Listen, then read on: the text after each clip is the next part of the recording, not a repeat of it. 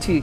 And when I speak of the third week, clearly it shows you that we just have a couple of days to say goodbye to the month of November. A lot has to come into play. You have to be thinking about quite a lot, engaging in self-evaluation and very many other things. And you start on planning. I would actually fully advise you to start planning on how you intend to end this year of 2022, because by the time December is here, I suppose you'll be having limited time to think about all that you have to think about. So why not start now? My name is Philomena. Mastiko. It is the 15th of November and the year is 2022. Welcome to Good Morning Uganda, here to start off your day on an informative platform. This morning I am with a full house as always. I do have Mollen Kenyena with me this morning. I do have Robert Kirabo, Nyonyintono. I do have Felix Nkunda, quite in a jolly mood, I must say. The house this morning is how I can describe it. And well, I know none of you can actually oppose what I just said. But Mollen, good morning. How are you doing? How are you feeling? You're looking nice. Oh, thank you so much. Good morning. I'm feeling okay. Obviously, I think there is a good mood around. I don't know yet what to attribute it to, but it is a good morning, and I want to say good morning to your family out there. Well, I am looking at a countdown for World Cup. Now, yesterday, UBC did actually give out the fixtures. Yes. They're now open, and you can imagine. I was interested about one group for sure, putting Qatar and Senegal in the same group. I'm like, okay, these are champions. And Qatar being the host, yes, we understand. But I don't know that they will survive that group. But I'm still looking forward to World Cup. We're counting down.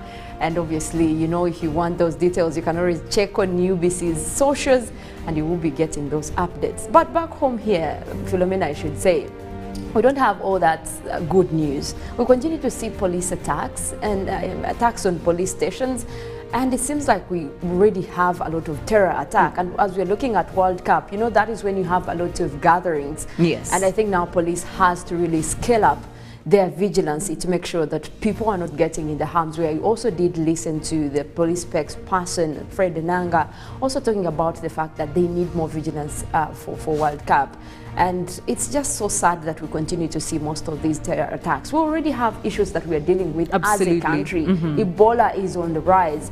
And also listening to the WHO representative yesterday, he was saying that, well, we're containing the risk, but it is, again, internationally being categorized as very high risk so far, what we have in Uganda. That is enough to terrorize us, to be able to put us in that sad situation. We are headed for our festive season. We should be looking at least, a green light towards the year ending well. But that is not the case, I can assure you. It's really sad, because I usually want to have positive thoughts, especially when we are coming towards the end of the year. I want to think that the things that haven't been flowing quite seamlessly or smoothly should be getting into place right now. But hey, it is what it is. It is the reality of the matter. Good morning, Felix. You're looking good in that tie. I don't know what color that is. Is that magenta? Is that pink? I don't know. Purple? Good morning. Is it purple? What is it? Well, it is one of those colors. Please don't put too much science in this, Felix. It is purple. Okay. But good morning, Philo. How are you doing? I'm awesome. How are you? I'm all right. Today is Tuesday, second day of the week. Yes. Probably a bit of blues do cross over sometime. But nevertheless, it is, of course, assurance that we do fast track towards midweek. But some time ago, I remember you said Tuesday was who's crash what? No, Tuesday is just one random day. It's a hazy Tuesday. There is nothing serious going on in that category. It is what it is. Now you've changed. Okay.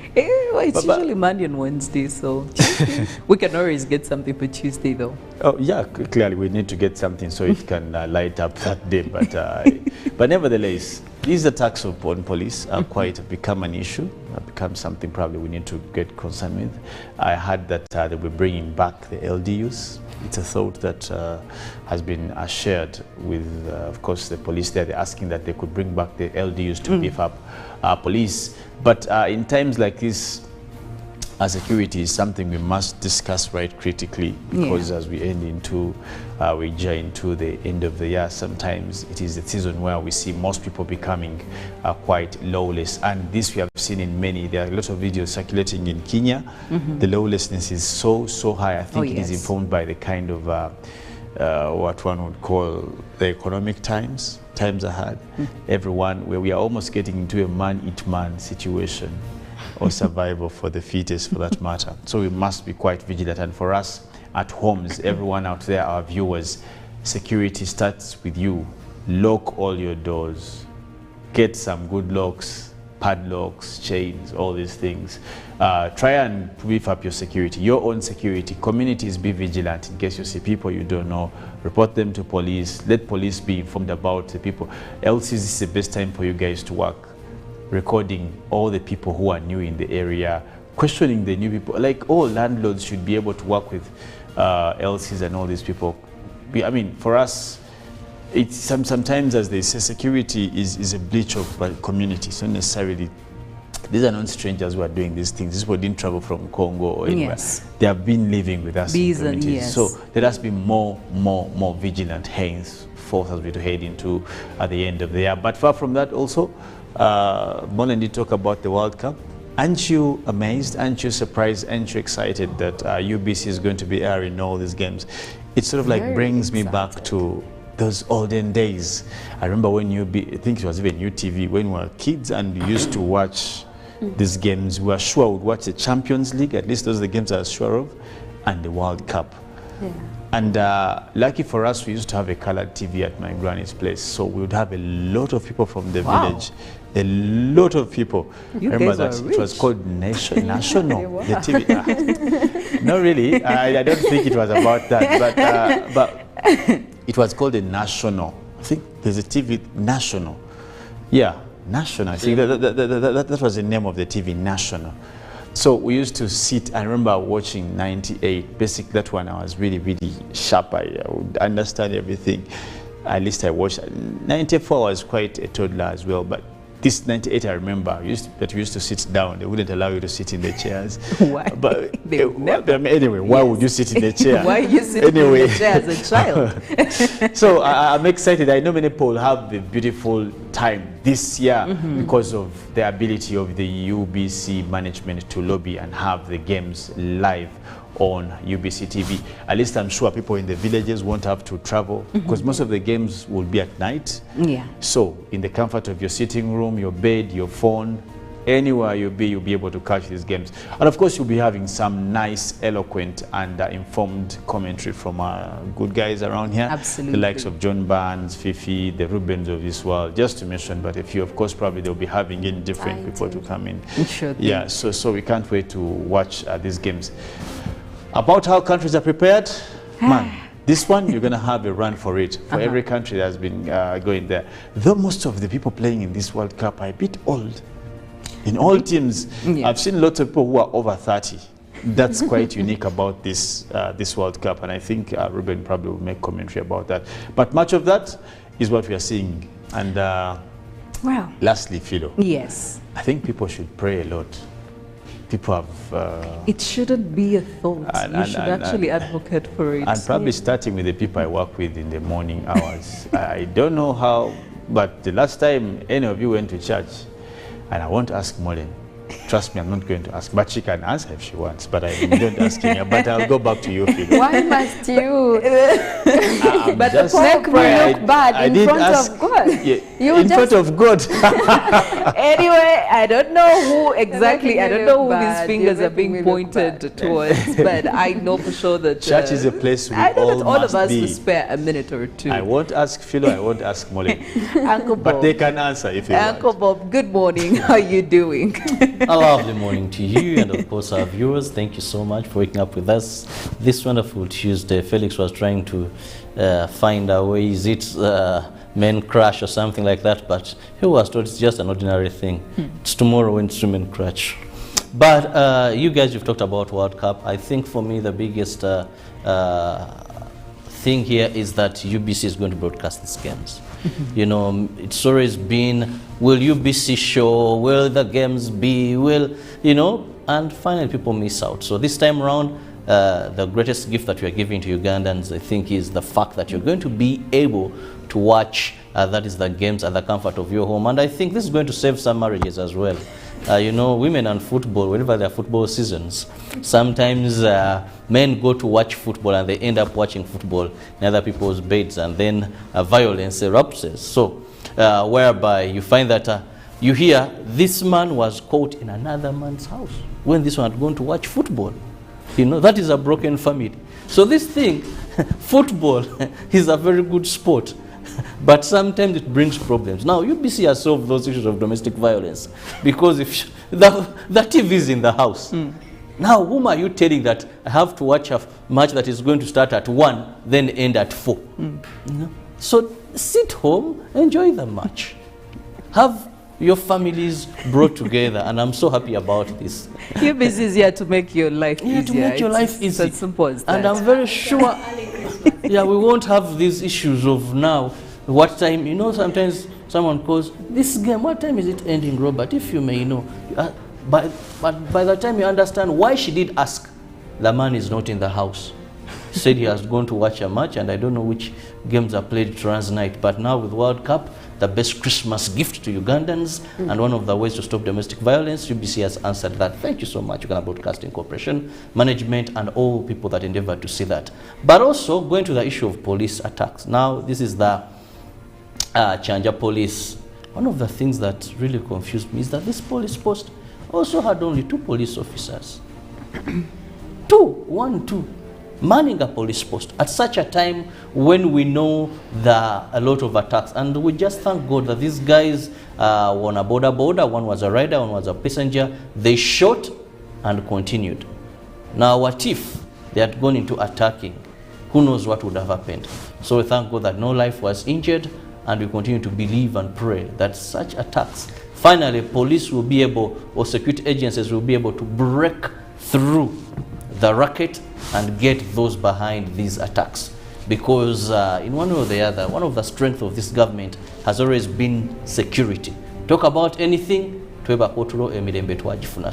anything to do with security of the people, bring fear among communities, is something I'm very sure that the current government we have does not take for granted. So Uganda should remain calm. That is something I believe is just a matter of time, and that will be dealt with, like we had the Masaka issue when people were in panic in Masaka, yes, but it was dealt with. But also, I don't know why some people are so ruthless.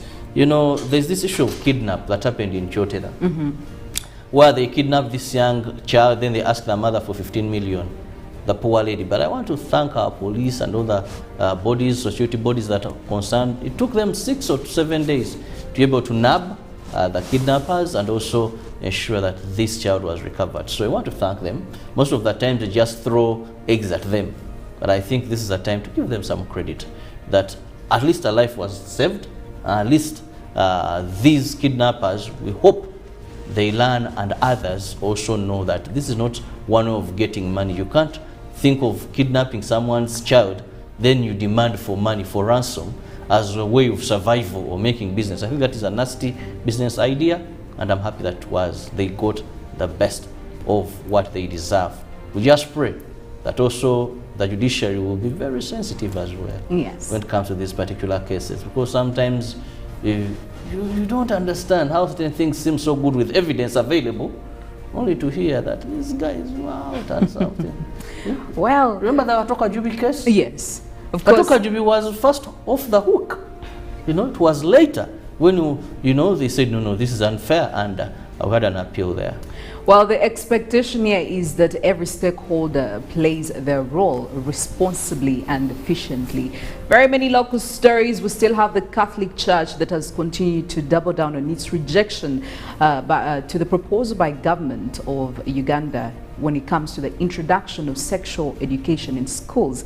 They do believe that this is a responsibility that should be left to the parents to enact in their children, and they think that it will be one of the reasons as to why we'll see quite a surge in the number or in the immorality cases in Uganda. We'll be discussing more on that much later on. But for now, we'll be going into some of the local stories and later on the international ones. And we'll begin with police. Yesterday they had their weekly press briefing at the police headquarters in Gulu. Now, during this briefing, police said they will conduct an operation against Toyota Hiace vehicles that transport passengers. The police traffic spokesperson Farida Nampima said persons netted using these vehicles disguising as taxis will be prosecuted. Uganda police has set a 2-day ultimatum for persons using these vehicles known as drones for transporting people without PSV licenses and public transport marks. This is part of the ongoing operation to restore sanity on the road. Such vehicles are common along Entebbe and Ginger Road. Police will no longer find these culprits but instead take them to court. 12,217 motorcycles were impounded within 6 days of an operation against errant road users. Police said from the 30th of October to the 12th of November this very year, 100 deaths and 5,000 injuries have been recorded due to road accidents. In overall, 1,021 riders and 401 passengers have died in the road accidents in the period of 9 months, starting from January this very year to September this year. Police recommends that vehicles meant to transport learners after closure of schools must be inspected before transporting the learners. A joint military force of UPDF and FATIC incursion into the eastern DRC did dislodge and scattered the ADF rebels and captured 4 women in the jungles. Colonel James Kasule, the 111 Brigade commander, said the camp used to accommodate more than 400 ADF rebels and their families. Now, UPDF used fighter jets and artillery to shell ADF bases in Virunga and Ituri forest in the northern Kivu province, eastern Congo.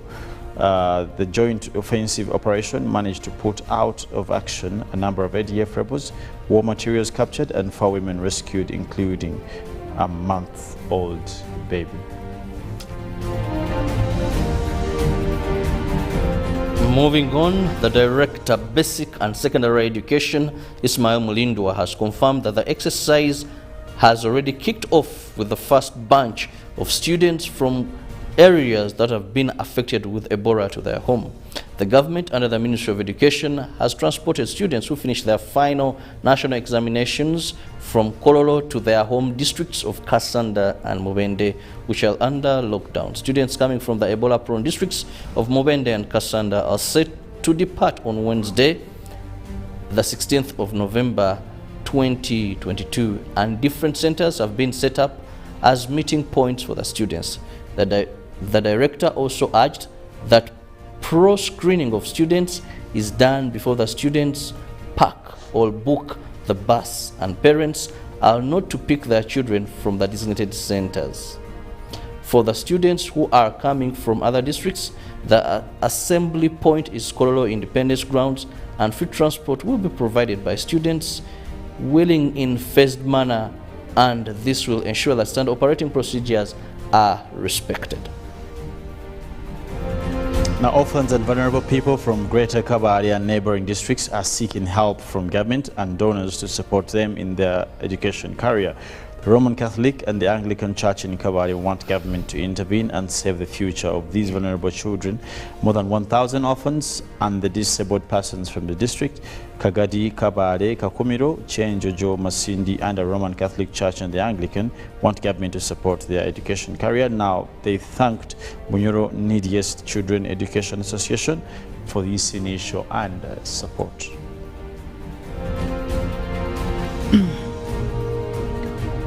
Crossing over to the international stories, 3 members of the University of Virginia football team have been shot and killed on campus. 2 others were injured in the shooting, which occurred on a bus filled with students returning from a field trip on Sunday evening. They were attacked as the bus pulled into a parking garage on the university campus, according to police. A suspect is in custody, charged with 3 counts of second-degree murder and 3 counts of using a handgun. No possible motive for the attack was reported as police continued their investigation. A shelter-in-place order for the campus has been lifted, but classes were cancelled on Monday. Now, the shooting reportedly took place at around 22:30 at a garage on Calbreth Road on the university's Charlottesville campus. Those killed were identified as Davin Chandler, a second-year student from Virginia Beach, Deshaun Perry, a fourth-year student from Miami, Florida, and Lavelle Davis, a third-year student from Rich Hill, South Carolina. Now, Taliban leader Haibatullah Akhundzada has ordered Afghan judges to impose punishments for certain crimes that may include public amputations and stoning. His spokesman said offenses such as robbery, kidnapping, and sedition must be punished in line with the group's interpretation of Islamic Sharia law. When in power in the 1990s, the Taliban were condemned for such punishments, which included public executions. They promised to rule more moderately when they retook power last year. But since the militant Islamist group has steadily cracked down on freedoms, women's rights in particular have been severely restricted, and the Taliban supreme leader said judges must punish criminals according to Sharia if the crime committed is a violation of those laws. Back in Africa, a Zambian student who was imprisoned in Russia has been killed in Ukraine while fighting on the Russian side, an official from a South African country said. Lamekan Nathan Nyirenda, 23, was studying nuclear engineering at the Moscow Engineering Physics Institute, according to a statement on Monday by Zambia's Minister of Foreign Affairs, Stanley Kakubo. Kakubo called on the Russian authorities to provide further details regarding the recruitment of Nyirenda and how he ended up fighting in Ukraine. According to the minister, Nyirenda was convicted and sentenced to 9 years at the Taylor Medium Security Facility on the outskirts of Russian capital in April 2020. It remains unclear what charges Nyirenda was convicted of. And in climate news, US and China restart climate talks. Now, discussions about combating climate change between the world's two largest economies and the two biggest emitters of greenhouse gases had been frozen since August. President Biden and President Xi Jinping of China agreed on Monday to restart talks between their countries as part of the international climate negotiations, a breakthrough in the efforts to avert catastrophic global warming. Now, talks between China and the United States over climate had been frozen for months amidst rising tensions between the two countries over trade, Taiwan, and a host of security issues. China suspended all the cooperation with the United States, including around climate change, in August as a retaliation for the Speaker Nancy Pelosi, that is according to her trip to Taiwan. But the leaders of the world's two biggest economies and the two biggest sources of fossil fuel emissions that are warming the planet met for more than 3 hours on Monday afternoon ahead of the Group of 20 summit in Bali, Indonesia, and emerged to say their representatives would return to the negotiating table. Well, clearly more conversations, more conventions and more talks going on in regards to climate change. What is the way forward? How do we get to have solutions, solid solutions and practical ones when it comes to the question of climate change? I love that we are now picking on the interest right from national level to individual level. But also one other aspect we need to keep our interest in is your health. And we do have a Dr. Health this morning, Robert. Well, when we talk about climate change, also some bodies react to, and some diseases we are getting them because of climate change. So you need to ensure that at such a time, your body is able to fight off a number of diseases. You boost your immune system. Now, are you going to do that? Well, by taking drinks that are very relevant in that direction. That is Hallelujah Ginger Tea, Hallelujah Banana Fruit Juice, Hallelujah Tamarind Drink. What these do are not medicines or treatment.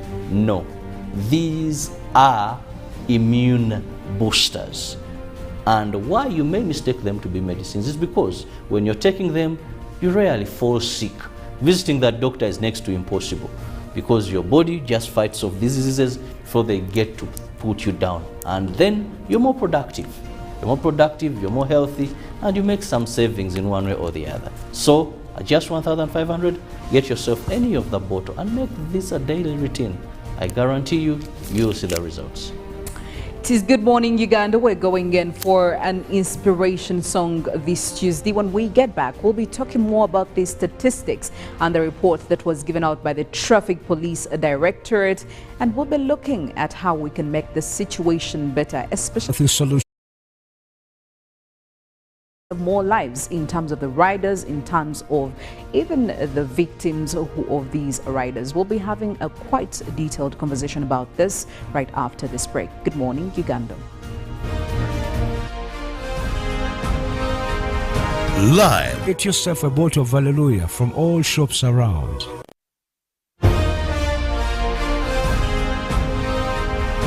Live from UBC Studios in Kampala. This is Good Morning Uganda.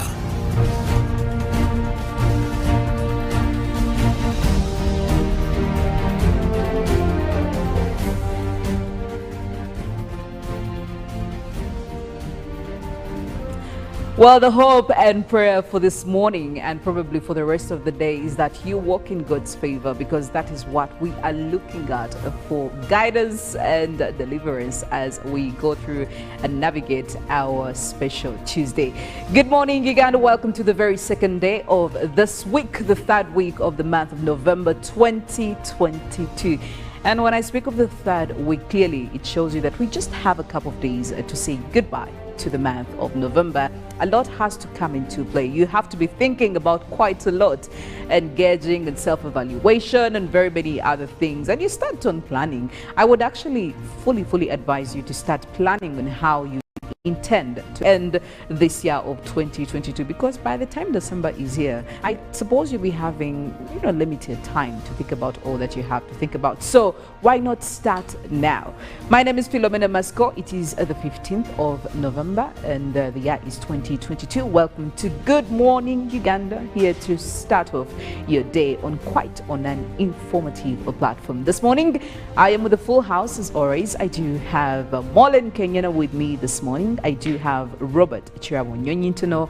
I do have Felix Nkunda, quite in a jolly mood, I must say. The house this morning is how I can describe it. And well, I know none of you can actually oppose what I just said. But Mollen, good morning. How are you doing? How are you feeling? You're looking nice. Oh, thank you so much. Good morning. I'm feeling okay. Obviously, I think there is a good mood around. I don't know yet what to attribute it to, but it is a good morning, and I want to say good morning to your family out there.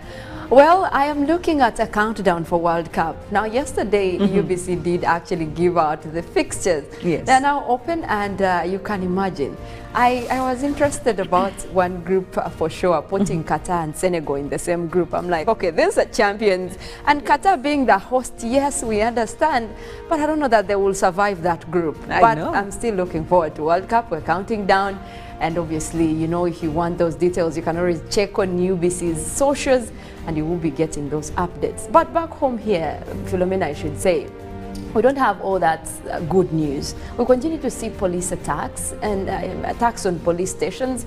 And it seems like we already have a lot of terror attack. And as we're looking at World Cup, that is when you have a lot of gatherings. Yes. And I think now police has to really scale up their vigilance to make sure that people are not getting in the harm's way. I also did listen to the police spokesperson, Philomena, also talking about the fact that they need more vigilance for World Cup.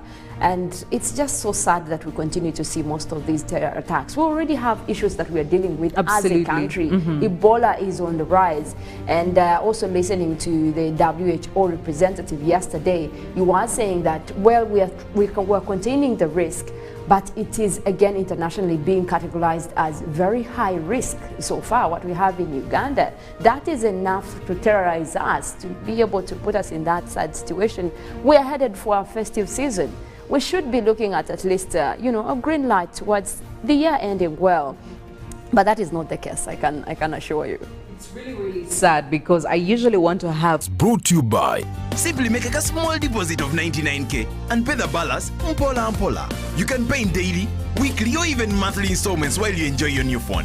So what are you doing today? Visit any MTN shop near you and get the MTN cupboard super easy.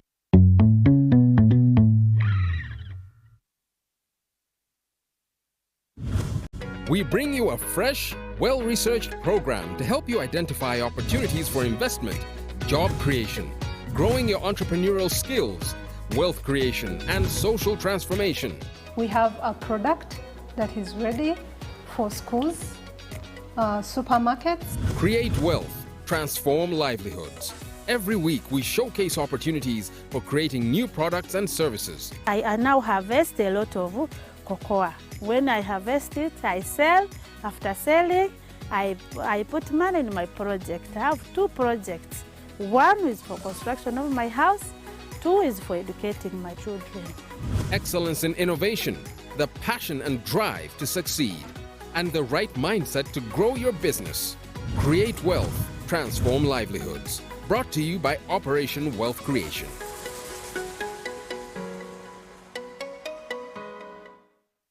Get connected today with the My Airtel 4G smartphone, the most affordable smartphone in Uganda. You get to enjoy free 1 GB for 1 whole year. My Airtel 4G smartphone, your best value for money. Visit the nearest Airtel outlet today and get one at only 250,000 Uganda shillings. Airtel, the smartphone network.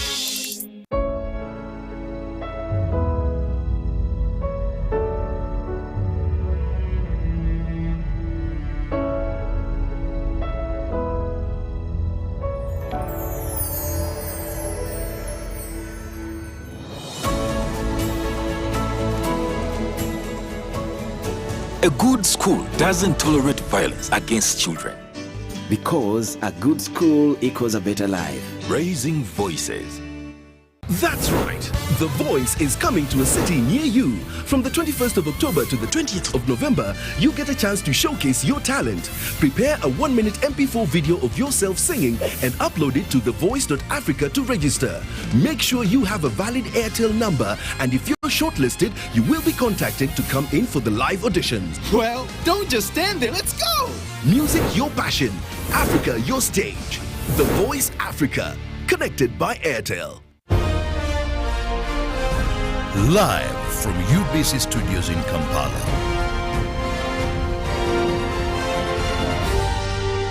This is Good Morning Uganda.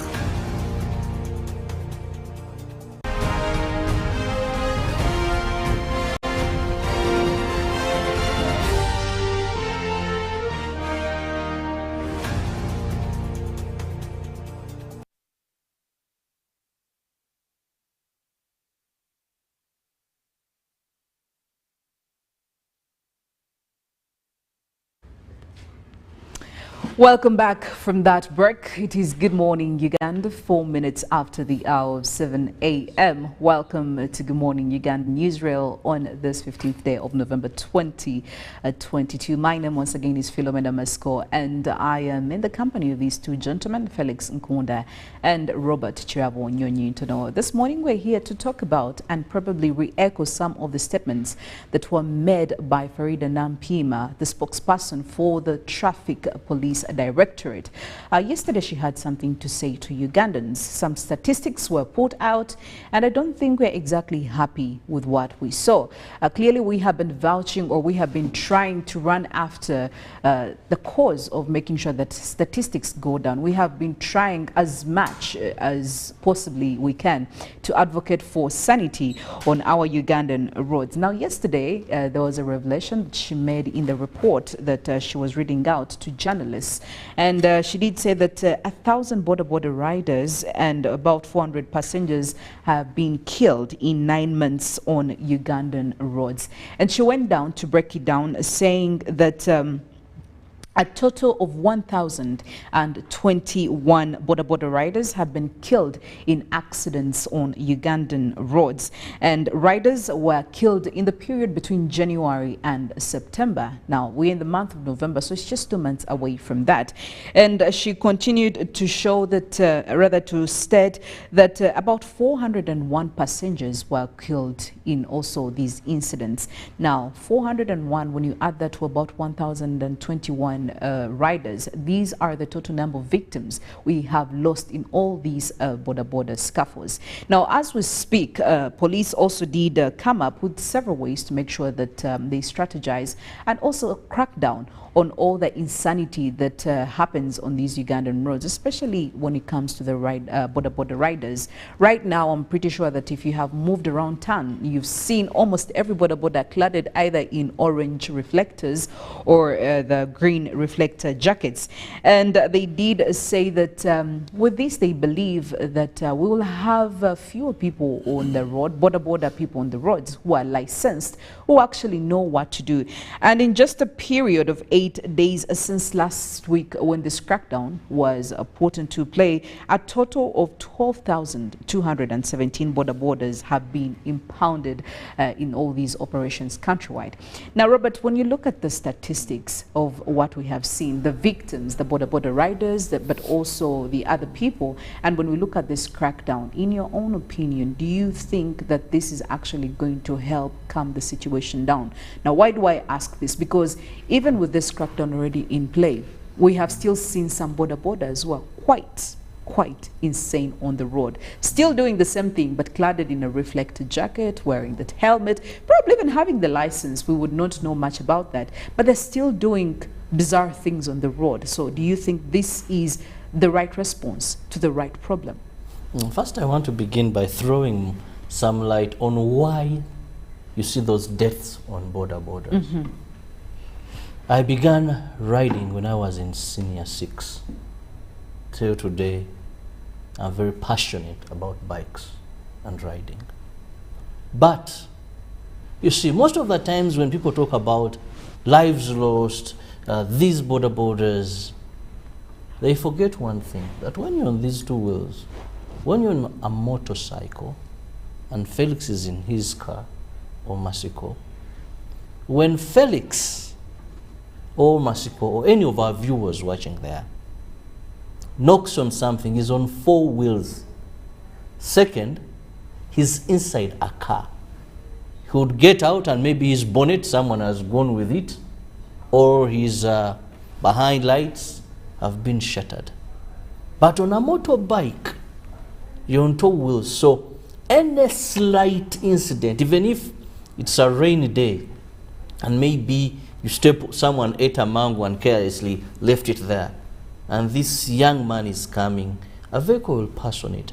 This border, if this seed is still a bit wet, the front wheel, just step on it, you're down. So, even before looking at qualification, we must have at the back of our mind that a motorcycle is more risky than a car.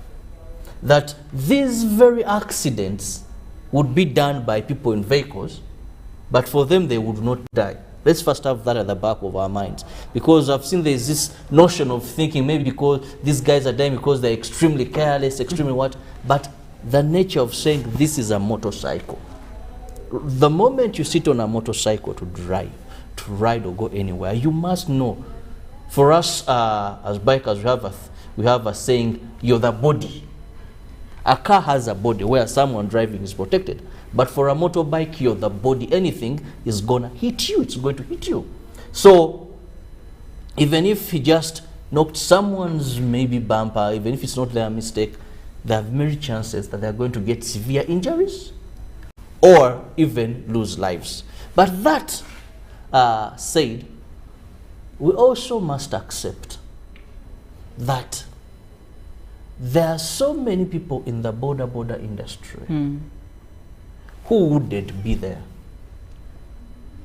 And that's why I believe that this crackdown, if done properly, can yield some results. Because first, it's very easy to learn about judge boxer. Yes. What we call border, the common one here. 2, it is very affordable.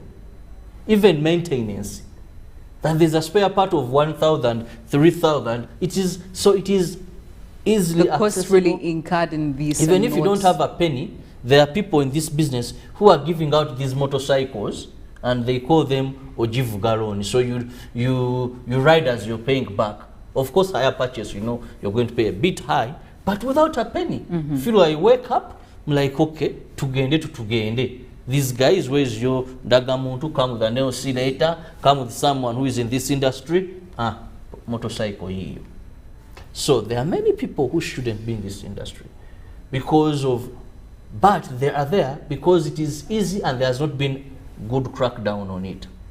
So when we look at the vulnerability of a person on a motorcycle, coupled with people who are not qualified being in this sector, that worsens. But also there is something that I feel we are underlooking as we are talking about these issues of border and accidents, is the abuse of drugs and substances that has dominated this industry. You know, once your brain is compromised and you're on two wheels where you need balance, chances of survival are very few. I don't know how often you use borders when you're not driving your car. Felix, I don't know how often he uses borders, but at least okay, he gave up on them. But if you're keen, you'll understand that right from sometimes their speech, some of them, what they're saying, their looks, if you're very critical, look at some of their cheeks. They're like goats. You know goats? They're chewing continuously. You go to this stage. These guys, their cheeks are bob. You know? When you look at most of these stages, you'll find this lady. They have a chimeza, a small table, a bench. What do they have? This warrage in bottles. They are cooking what looks like tea. I've done investigations and I've discovered this is not tea. They have Jaga. Have you ever come across that leaf or used it? Jaga. Well, I've heard some people have used it for medical purposes, if you rear chicken. But it's a common thing. And I know people watching us know when I talk about Jaga, opium. So, not opium actually. Felix, what is it called, Jaga? You could be knowing better. I know Felix has ever grown for his poultry purposes. For poultry purposes, brother, he has ever, and other animals, rears, he has ever had grown this thing. But I want to tell you what these women are doing. They're getting leaves, and they have pots. If operations were mounted, they have their bufane pots. They're boiling these leaves. They're boiling the seeds of this injaga. And then they get Mairunji, you know, card? Mira. Yeah. They add there. Now they are selling a cup to this border guy. So in the morning you think they are taking tea. So this is the person whom you think that if he has a driving permit or driving license, if he goes to a driving school, which also for Uganda's case, I know many people who have permits and have never stepped in a driving school. Yes. That we all know. This is general knowledge. So you think that when you give this person a reflector jacket, when he has a driving license, when he has a helmet on, this person is not going to commit these offenses. But you see, his reasoning has been compromised. So this operation is going to help to a certain extent. But remember, our police today they are on this, tomorrow they're on something else. Now they have begun drones. Tomorrow they will be on fusos. You get it. Then also the other problem being that these operations, there's something funny that I've failed to understand, Philo. Yes. You impound a border because this person doesn't have a driving license. Yes. They are fined, they go in the bank, they pay the fine. They come back, they pay what we call breakdown fee. Then the same person without a driving license is picking the motorbike to go back and work because he has paid a fine. They made the payment, but they haven't accessed the license that is going to allow them to start operating. So now, my brothers in police, what is the aim of such an operation? That if I don't have a driving license, I go, I pay in the bank, the express, whatever fines, I pay for you I pay the breakdown. Then also sometimes I pay the officer who got your motorcycle. Of course, these are not receipted money apart from what you pay in the bank. Yes. Then the man drives and goes back on the road. So these are the complications. that sometimes I wonder, what are we intending to do? Okay. Well, we are having a discussion about dealing with increased border accidents on the road. Much as we've had several crackdowns to ensure that we restore sanity back on the roads, we are still seeing all this. Now, Felix, clearly we know that borders are quite the biggest the biggest people to take the biggest share of the blame in all this. But we also know that they're not the only road users. Okay, we have motorists, we have cars, we have trucks, we have even pedestrians. Do you think that at any one point some of these people also are partly responsible for this, especially the increase in the number of these border riders? Because if you have, I don't know if you have been able to see some of these videos that have been released by the traffic department of police. Sometimes I really want to focus my attention and see, but what could have gone wrong? Was it actually this borders' fault? So do you think that the only ones, or are they the specific group of people that take the entire blame, or even other road users have a part to play in all this? Well, definitely by the virtue of the fact that there are various road users, it cannot be, it must be contributory from all sides. However, Philo, I wouldn't want, for purposes of me being relevant to this discussion, I wouldn't want to focus on anyone else. Yes. I want to focus on borders.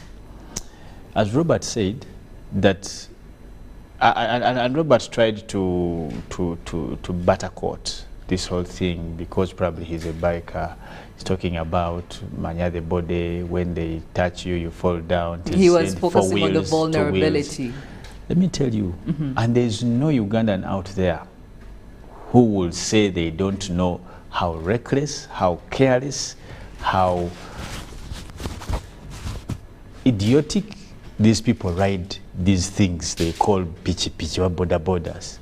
There's no one who doesn't know, and I stand to be corrected.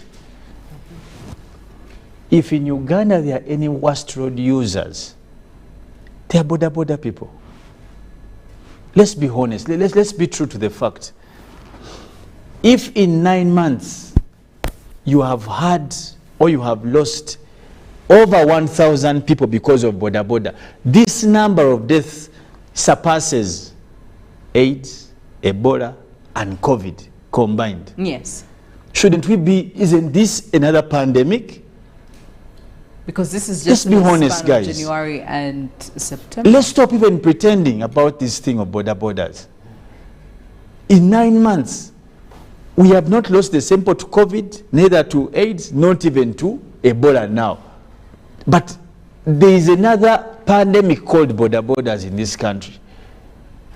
These guys, I don't know, they have a different mother or something. They have a particular breed. The machine that breeds border people is unique. These people should be categorized in a pandemic. In 9 months, that if you want to do a quick mathematics, it means every month, just like last month, you saw the report. Yes. About 400. In just 1 month, what kind of industry is this, even if we are after money? So averagely we lose about 100, I think, and 10 if we are to go by on a month. Yes, on and a that is basis. sure. But you can, but all these, let's say on a spectrum of 100 deaths, you will find that probably about 10 are unavoidable. But the 90%, you got to look at those videos, Philo, honestly speaking. I'm trying to look for them here too. This thing of border, let's not even joke about it. Let's not even dilly-dally about it. This is in Uganda what we call, this is another Kanywa Musai. Nothing compares to the statistics of the deaths of border in this country, and I can stand to be challenged. Not malaria, not robbery, not, these guys stand alone. They're in their special area in terms of murder. And the reasons are simple. They are reckless. They are drug addicts. They are drug users. They don't respect road signs. Tell me a place where borders respect lights, traffic lights. We all use the same roads, let's be honest. You'll see a boda swaying through 7 vehicles. I don't know for what reason, God bless me. The lights have said stop, and the guy is there running through cars like this, dying for what? The light has said red. Red means what? Stop. These guys will never stop. But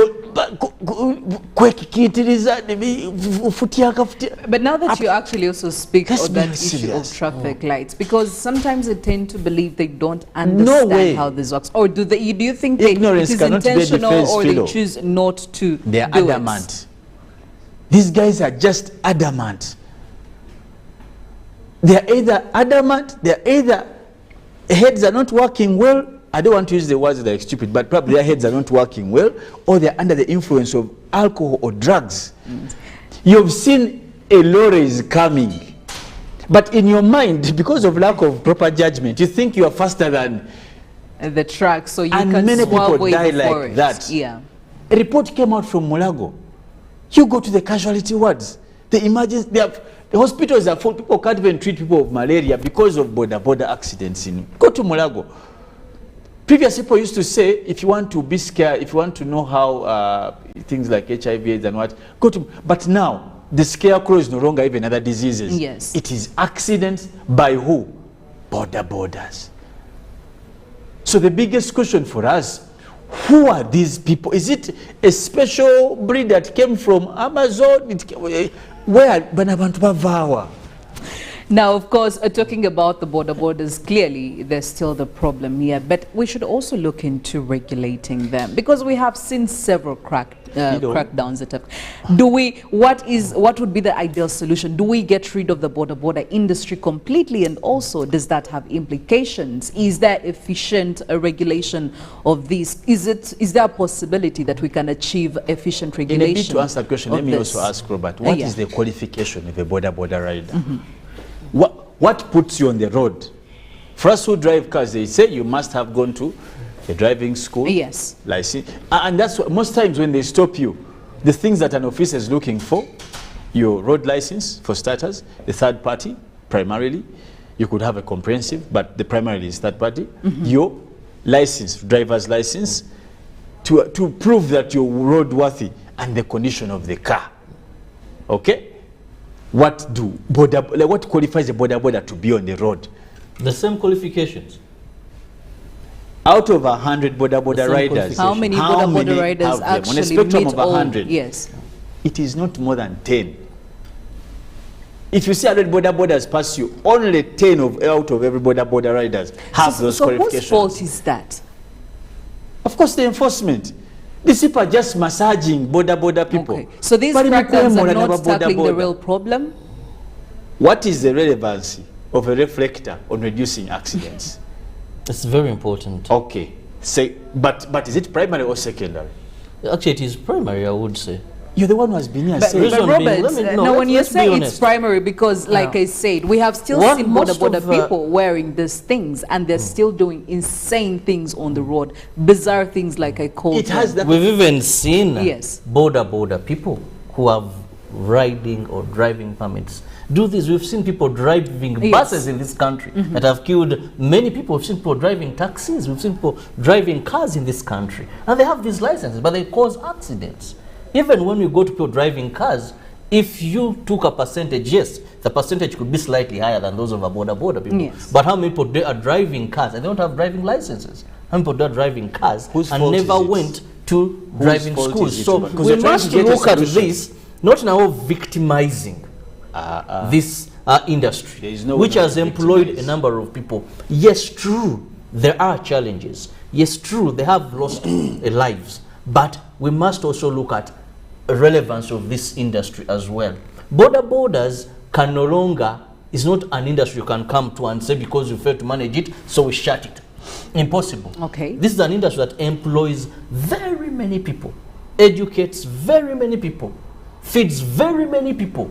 That one border motorcycle, there is a husband who is paying fees, who is doing a lot of things, but that is their source of And work. that same border person is the same person being very insane on the road and costing other people's lives. So who is being unfair to who? The solution must be, how do we regulate this industry? But the problem has always been corruption and politics. 2020, KCCA, by then it was, I think, was it Kampala Capital Authority? I think it was KCCA. We had the border fraternity had a patron called Abdallah Chitata. 2020, you said? Around, because their association was called 2010, yeah, border 2010, that group. But I'm telling you, a number of efforts that have been done. KCCA tried, I'm showing because of politics, to say we must regulate. Chitata was a giant. Even police officers could not handle him those days. So you have political influence. When you go to any community and you begin anything to do, recently I saw an interview and I was shocked when the Lord Mayor was talking about border people. He said, border, this is a political thing. It has strength. So you can't just take away a force from me. I must stand with them. And he was right. So before you do anything, talking about regulating them, how are you going to remove politics in this thing? Who has a campaign trail and has not had borders leading? You get it? There are many, they are the youth, so we must remove politics. 2, corruption and conflict of interest. Most of the people you see there in these border industries, they're not riding their motorcycles. Some have completed loans. But we must go back and look at the names in this industry. There are always big names behind there, names that can't be confronted. Let me just conclude this. Yes. There are people in this country that one person owns 200, 300, 500 borders. He's giving them out on loans. They made huge investments. So when you bring any avenue that is aimed at streamlining this industry and they see they are losing, that is something that they are going to fight. Conflict of interest, corruption. Today you're talking about enforcement. One of the areas where police officers, and I must be very frank, have made money is through this border industry. How many motorcycles have been impounded, and because of corruption, tontwala, they let them go. I've just given an example. A person doesn't have a driving license, but he goes and pays a fine in the bank, comes, sees a police officer, the same person is given a motorcycle again. So if you're going to look at conflict of interest, corruption, these are things that whatever laws you're going to come up to regulate this industry will not see the light of day. That is why people are going to have driving licenses when they are not qualified.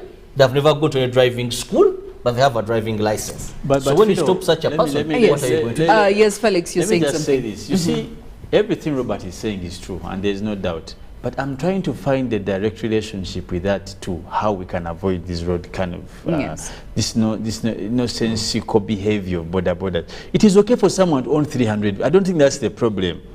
It is okay to have names behind names, whatever. It is okay. The issue is with the person who is actively operating the border. Our issue is about the guy and their decisions. When they're on the road, we don't care who owns the border. The primary owner of the border is not the one riding the border. That is not our issue. Now, it indirectly affects your decisions to restore, yes, to have sanity of that particular guy. For example, Felix, I've taken you back the days of 2010, when KCC was saying, let's register these people, know where they work, ensure they have the licenses, ensure we know who owns this motorcycle, and have good regulation. Influence failed them.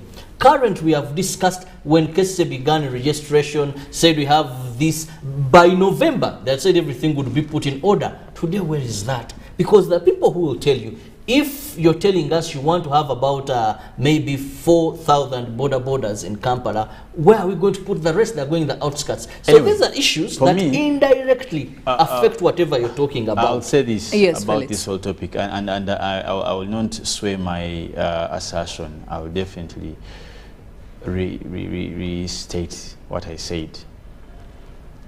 Borders have most recently become another threat, as they actually fall in the category of a pandemic.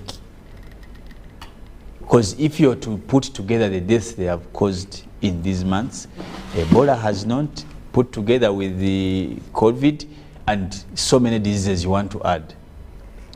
We must be concerned.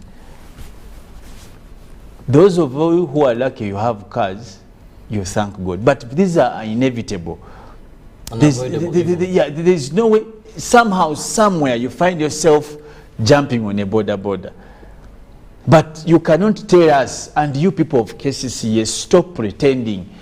When it's time to pick vendors out of this city, you bring out all the machinery. You see military people, part of the enforcement. You saw soldiers, part of enforcement. Yes. But what is with these guys that you can't enforce? We want borders to stay in town or work. He talked about feeding and whatever. No one doesn't want them to work, but we don't want them to work on the cost of lives of others. Let's enforce against this industry. Let's make it something worthy to be praised. If they need license, if they need training, let's do the training. You know, this thing of saying politics, that is just using them. People will use them for their own benefits, but for us, we're talking about work. We don't stop you from going in a political rally. It is okay. We see borders sometimes escorting the king. It is okay. No one talks about that. But how are you doing It's okay. Yes. The first service is not about the political whatever activities. Our issue is safety.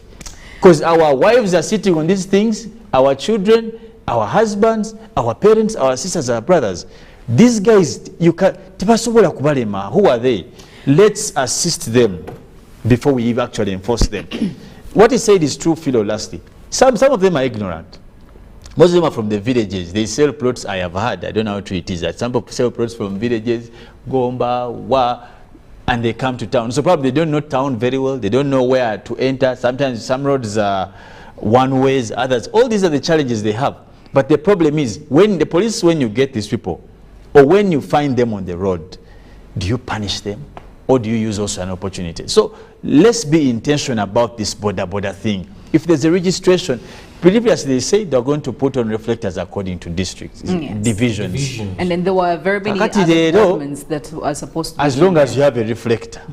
Then border accidents on the Ugandan roads. Proper leadership system. Well, 1,021 riders and 401 passengers have been killed in 9 months. 9 months. Because of border Can you accidents. How do we get to restore sanity when it comes to the border industry?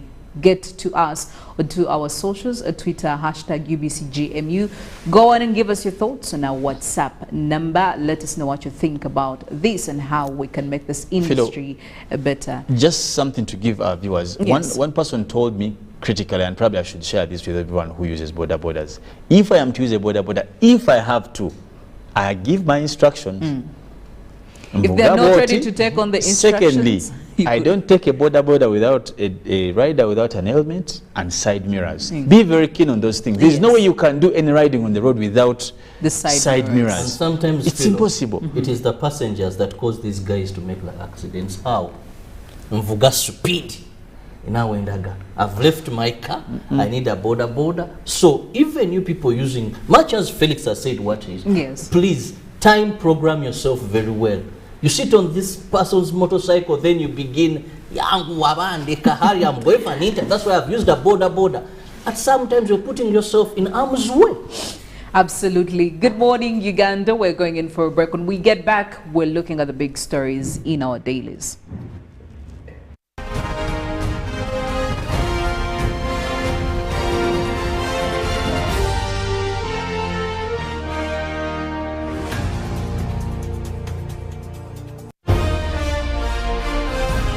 Live from UBC Studios in Kampala. This is Good Morning Uganda. That's right.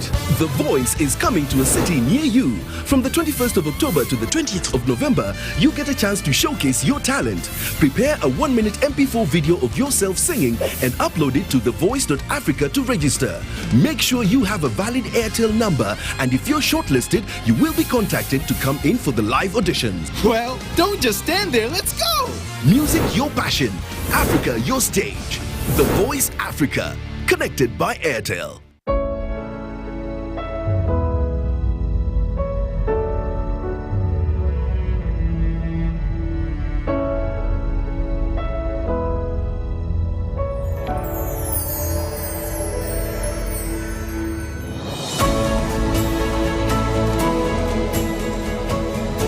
A good school doesn't tolerate violence against children. Because a good school equals a better life. Raising voices. When you talk about our motherland Uganda, the pearl of Africa, you cannot fail to smile because of the smile that fills the faces of the citizens. Our nice good weather and nature that sustains us all, that enables us all to continue each in their own way because we are all different even according to each individual's work. But what joins us to become one person is the sweetness from the flavored drink Alleluia Jingati drink and Alleluia Tamarind drink. The flavor that quenches your thirst while at the same time treating and healing your body because it is 100% natural. Enjoy the drink that has got the tamarind juice in it. Made by Alleluia Reflexology, Healthy Solutions and Nutritional Research Center Limited. Get yourself a bottle of Alleluia from all shops around.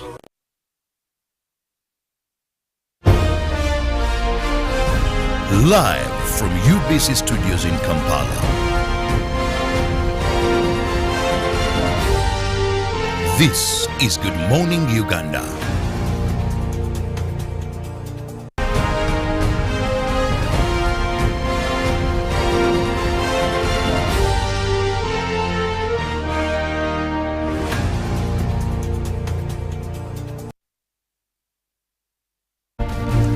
The press review this morning, the Daily Monitor, was the big story, and that is the Catholic Church tables 10 education reforms. They have quite a lot to talk about this, and the Catholic Church in Uganda wants government to increase both capitation grants and research funding, and also make Christian religious education compulsory in church-founded schools, among other demands.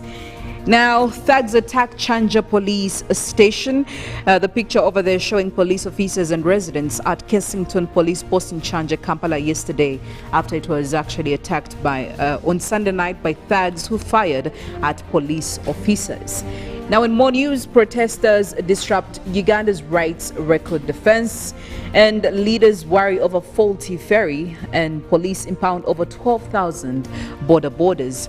Now, concern has also risen as donors cut HIV/AIDS funding, and giving you also a full detailed story on how police rescued a pupil from kidnappers. And moving on to the second page of the Daily Monitor this Tuesday morning, taking you back in history. Rwenzururu district proposal rejected. The year was 1962, and League of Nations meets in Geneva back in 1920.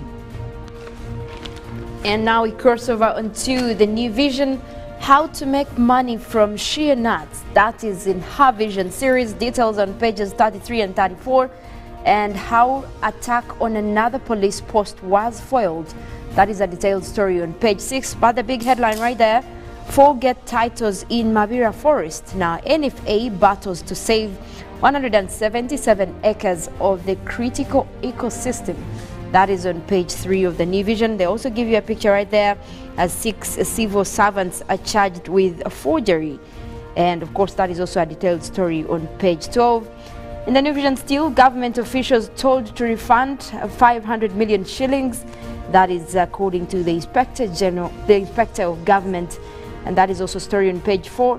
And in sports, Cabinet approves new sports bill. That is a detailed story on page 7. Kainerugaba team elects coordinators. And as you cross over onto the second page, the Vietnam-Uganda summit to show investment opportunities. Of course, more on the Ugandan business people seeking to invest in Vietnam will be given incentives. That is a good story right there to keep up with in today's New Vision. The Daily Monitor Sports section, Ghana keep it, and they're giving you the last count of Ghana and Tunisia complete squads as world says now is all, the official Qatar 2022 slogan. It's a message to focus on the on-field action that is about to begin. And with only 5 days to go with the FIFA World Cup Qatar 2022 showing you quite a number of players you should be expecting, the defenders, goalkeepers, midfielders, to mention but a few. You can get all those details in the Daily Monitor Sports this morning.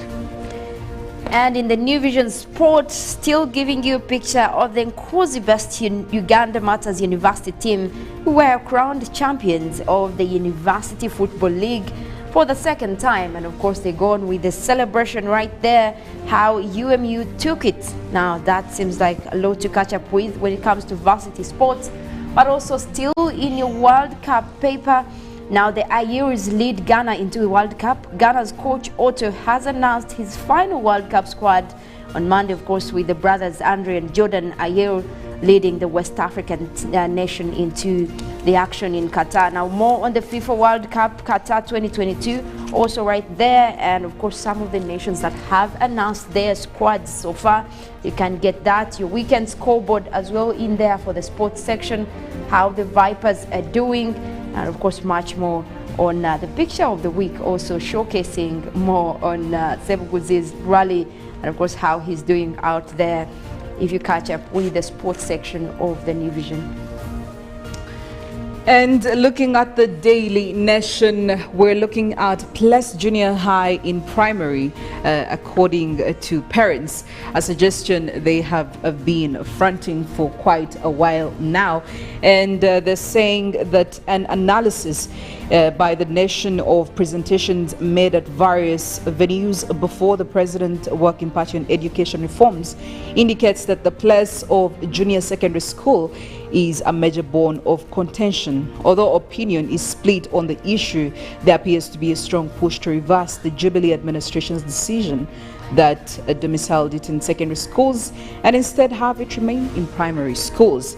And also showing you a new push to create 5 counties gathers steam. They're giving you a breakdown of some of these counties. And also looking at security, we are coming for you.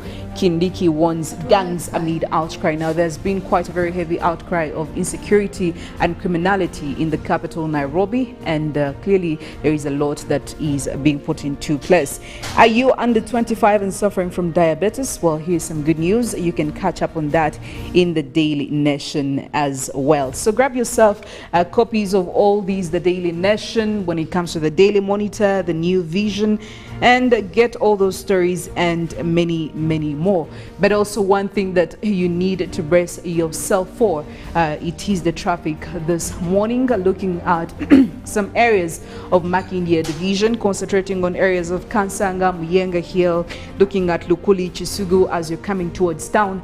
Well, some of these areas are actually quite very free for you to navigate. I could say that as we're speaking right now, the traffic hasn't yet built in over there. And looking at areas surrounding Muyenga, the roads around there don't have really crazy traffic. The traffic is a bit minimal, so I would actually recommend that you use these routes without having to get to any other shortcut. And also looking at Chisugu this morning, you could also decide to use the routes around there because the traffic is building up, but it's not really heavy. It shouldn't be life-threatening for you, especially this morning. And also looking at areas of Bukasa, well, it's also quite very free for you to navigate this morning, so you have nothing to worry about. However, as you come closer to town, areas of Namongo, this is where you'll be experiencing some heavy traffic or some traffic that is starting to build up, which could become a hindrance in your movements this morning. Again, like I have always advocated for, please be very careful on the roads. Our border people, you need to take this crackdown seriously, but away from that, you need to take responsibility as an individual to make sure that you ensure your own safety and also your passengers' safety on the road. And also as a passenger, like every other time, be on the alert, stay vigilant, give instructions. If you don't feel safe with this very specific border rider, you have the freedom to actually stop them and alight and probably get onto another mode of transportation you feel more comfortable with. I believe with this, we'll be cutting down on the numbers of accidents, especially when it comes to the borders in Uganda. But also just to ask you, our very own people, our very own viewers, how do we restore sanity when it comes to the border industry? This has become a question that has brought very many more questions, and also has caused a lot of conversations. I don't know, Mollen, I mean, this is again a conversation we're having here with the two the gentleman, and I was just wondering, have you found yourself in a scenario where you actually have to alight a border because you feel so unsafe with them? Yeah, I think there is a time I actually boarded a border, and this particular person just wouldn't, you know, they don't know how to use indicators, I must say. And then you find yourself in a situation where you actually have to put your hand by yourself because you feel it's unsafe the way they're navigating corners. They just get into the roundabout anyhowly. I think there is just a continuous trend of them just not following the rules on the road, and you know, the carelessness out there. And it really feels unsafe. And you know, you board it one time and you're like, okay, I'm done. I need to keep time so that I don't have to resort to border borders. But do you also believe that we can get like a solid solution to this problem? Because we have been crying and making noise about this problem continuously. Yeah. Do you think there is a way we can actually fix this, right from the legislative level to the regulatory bodies to down to the individuals who actually operate these borders on the roads? Well, I actually look at the fact that now they have actually, KCCA has made an initiative to register borders. I think these are kind of more initiatives should be coming in, also looking more into making sure that these borders are good on the road. And I think that is where we can strike a balance. The more we create these initiatives, yes, we are registering them, but then what next? Maybe they should be taken for some kind of training, you know, sessions for, you know, them to ensure that they are being safe on the road, but also to adhere to the traffic guidelines. I think that is important. So the same way we're engaging them about different guidelines, also registration, is the same way we should be engaging them to get more of the sessions. You know, most borders actually just get a one-day training and they're able to get on the road. You know, somehow they get their permits. Yeah, somehow they get their permits and they start making money, but they are not really taken through most of these trainings. They're not even aware of the danger they pose to themselves, I can tell you that. Well, there you go. That is it from the traffic updates this morning. But Mollen is going to be giving you again some more detailed information when it comes from weather and the climate arena. The COP27 is still going on, Mollen, and she's going to be giving us quite some more updates. What is there? I leave you, and I want to wish you a very wonderful Tuesday morning. I am Philomena Mastiko. Well, thank you very much, Philomena. Now we continue to see more of what is happening at COP27, that is down in Sharm el-Sheikh in Egypt. And of course, we do have a Uganda delegation over there, also trying to ensure that we get our action plans in play. And of course, looking forward to what could be coming out of COP27 to ensure that we're able to fight the climate crisis and of course, all the chaos around it that is pushing us towards extreme weather events. We're talking about more landslides, we're talking about more floods, more drought crisis. How do we then avert that is why people are in Egypt right now, to make sure that we have a solution to that, but also individually what can be done. Now, some of the things that have been going on, just a recap of what has been happening at COP so far, we have seen more initiatives coming up, especially in favor of developing countries, vulnerable nations, and that is mostly towards adaptation. However, we also have to remember that COP27 is a COP for implementation, and the Egyptian host presidency have declared that this is indeed an implementation COP, and of course, for the first time yesterday, we did see, for the first time in the history of COPs, that is within the UNFCCC's history, they have launched an initiative directly from the COP in presidency. And this is one to look at climate change and sustainability of peace. Now, this is also one thing to look at as you know, a milestone, because we have had conflict with peace and also climate crisis, but now we have never actually addressed that. Now, for the first time, the COP presidency did come out to say that this is the first of its kind initiative that they are putting across, and they will be making sure that even the people that have been, you know, most affected by climate change, at the same time also having conflict in the areas, are taken care of in the aspect of the Framework Convention on Climate Change. And this is where they are calling upon every country, every nation that is party to the Conference of Parties is able to respond towards this initiative. Now, now among that, we did see the COP president, Sameh Shukri, also giving his remark towards this initiative. He did talk about mostly the mitigation ambition that will be according to the pre-2030 agenda. Now, they also did have a roundtable that was also tackling the mitigation ambition as mandated in the Glasgow the COP26. Now, that is also to add on what is happening at COP.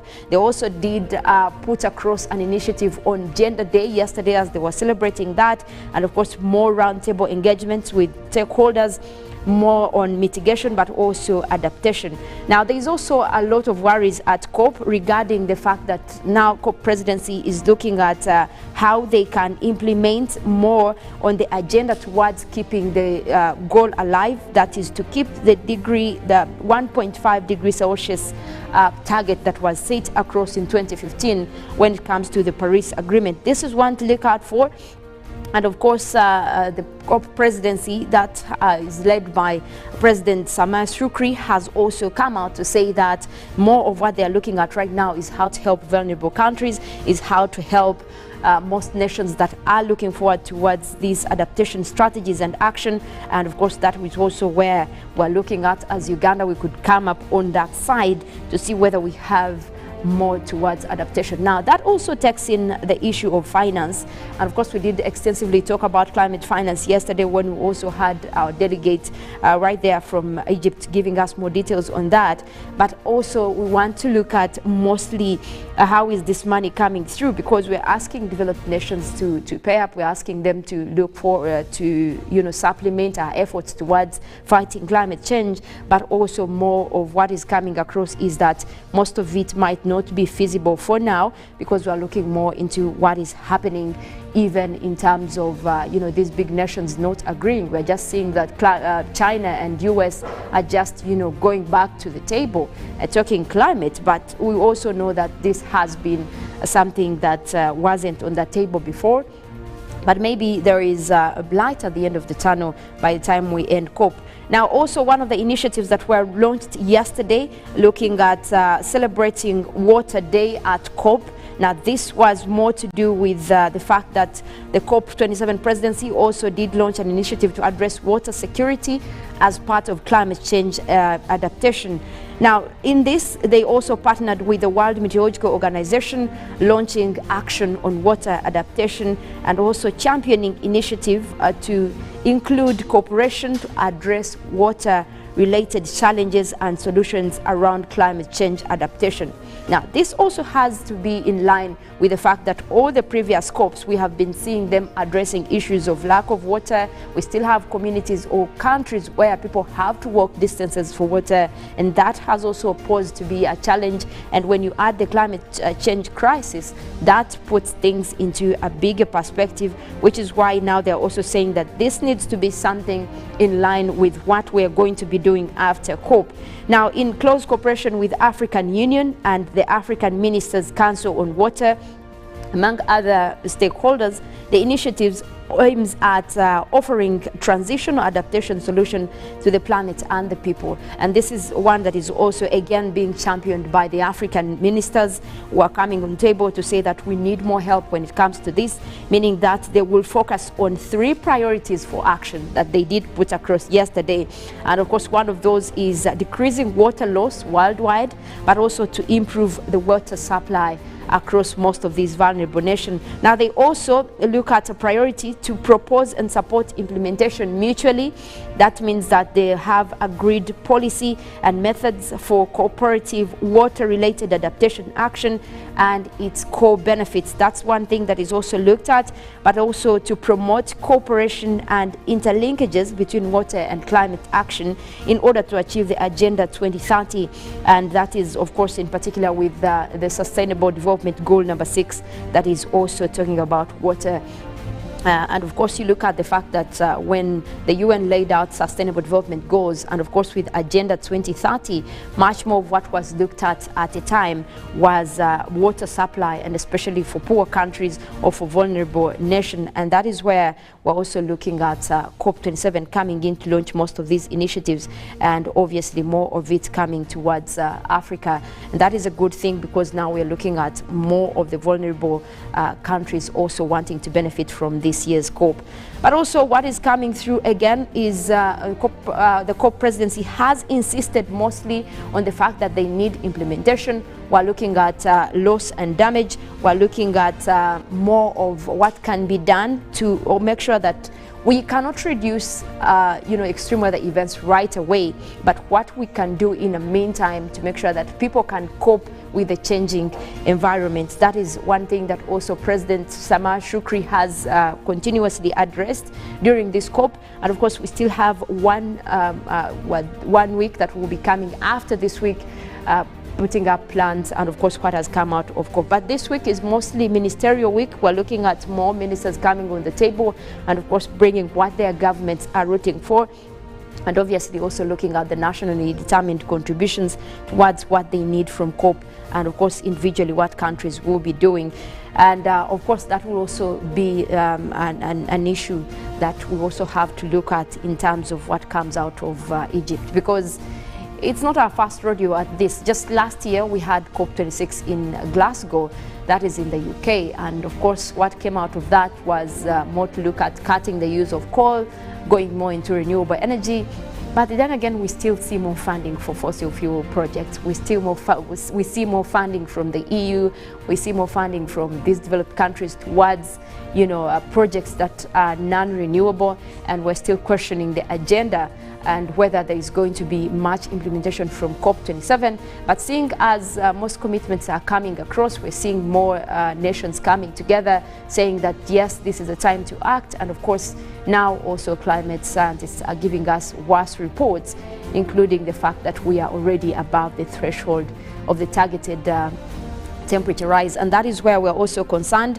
But we do look forward to more that will be coming in from COP, especially addressing a similar issue. Can we keep the 1.5 degrees Celsius rise goal alive?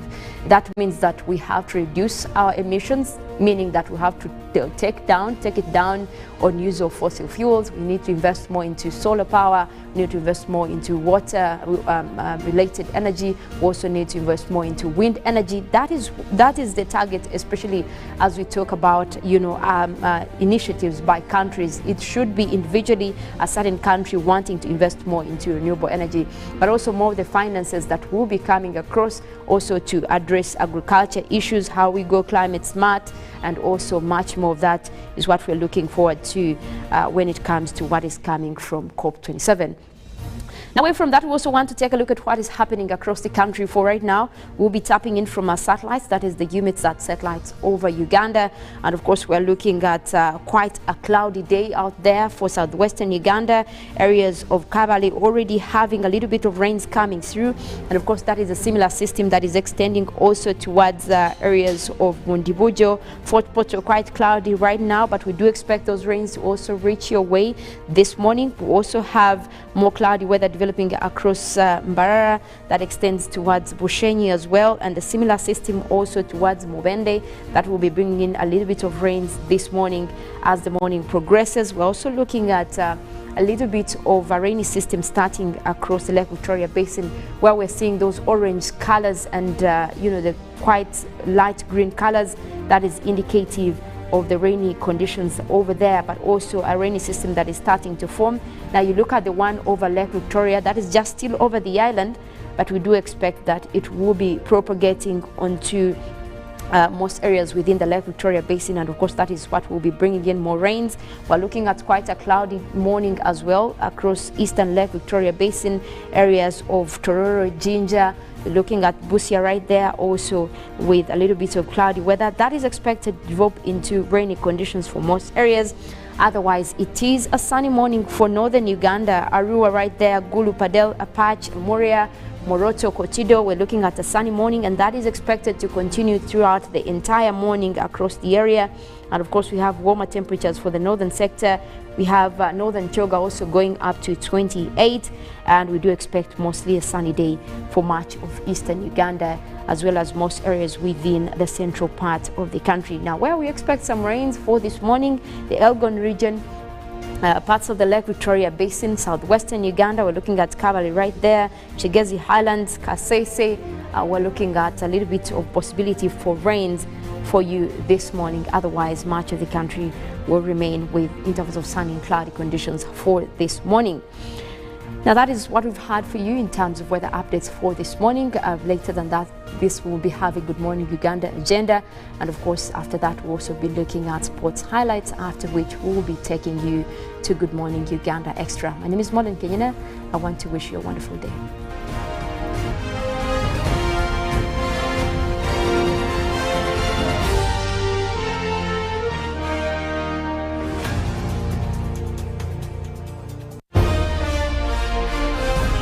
Live from UBC Studios in Kampala.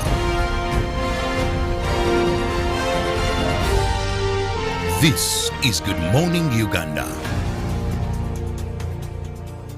Pick of the day on UBC.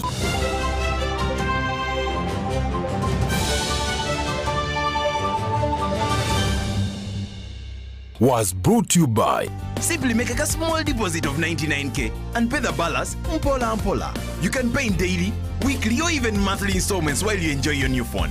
So what are you doing today? Visit any MTN shop near you and get the MTN cupboard. That's super easy.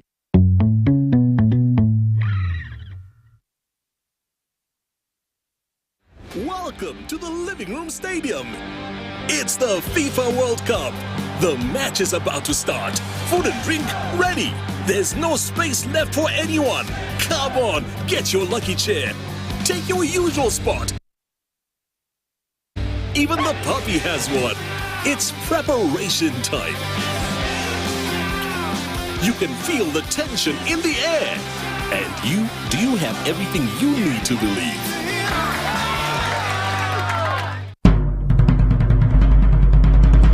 The Ministry of Health informs the public that there are confirmed cases of Ebola in Uganda. We, however, urge the public not to panic as the situation is being managed. The Ministry of Health further reminds the public to be on the lookout for any persons who may show signs and symptoms of Ebola. These include high body temperature, abdominal pains, diarrhea, vomiting, bleeding from the body openings such as the nose, eyes, and mouth. Please inform the nearest health worker immediately if you see anyone with these signs and symptoms. To prevent Ebola from spreading further, please take the following preventive measures: regular washing of hands with water and soap, avoid handshaking and hugging, avoiding any contact with any suspected Ebola patients. Any person who dies suddenly should not be buried but reported to the nearest health worker or LC1 immediately. For further information, please call the Ministry of Health toll-free number on 0800-100-066 or send a free SMS to your report on 8500. This message is from the Ministry of Health with support from UNICEF and World Health Organization.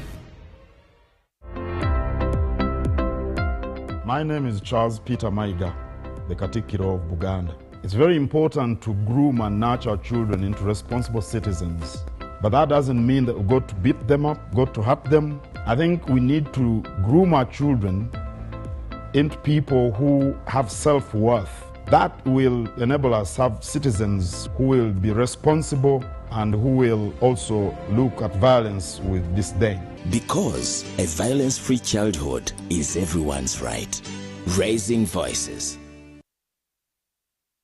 Welcome to Friends Stadium. Everybody's ready. Wait a second, not everybody. Come on, dude, it's the FIFA World Cup. You're going to lose your seat, the ritual seat, the lucky one. Losing more than a seat, your team is going to lose. Where are you, dude? The match is about to start. Your friends won't hold on much longer. Excuse me. Finally, everything is in the right place. Hey, other hand. And do you have everything you need to believe?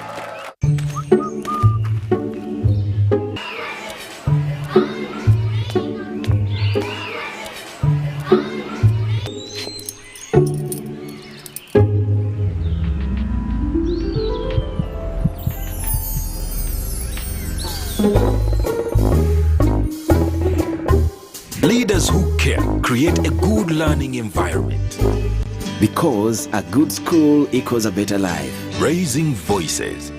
I am in love with another man who is not my husband.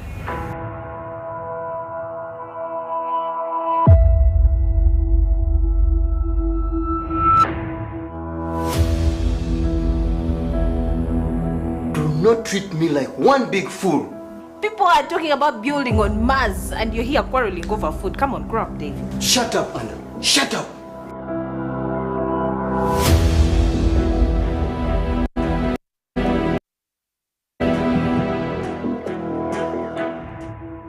I think you guys may be in need of help.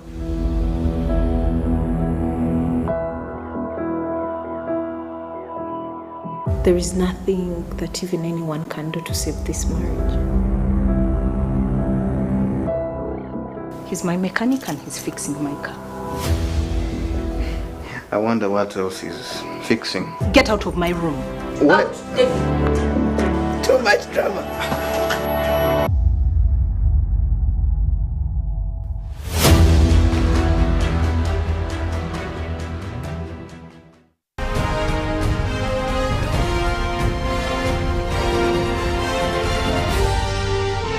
This is Good Morning Uganda.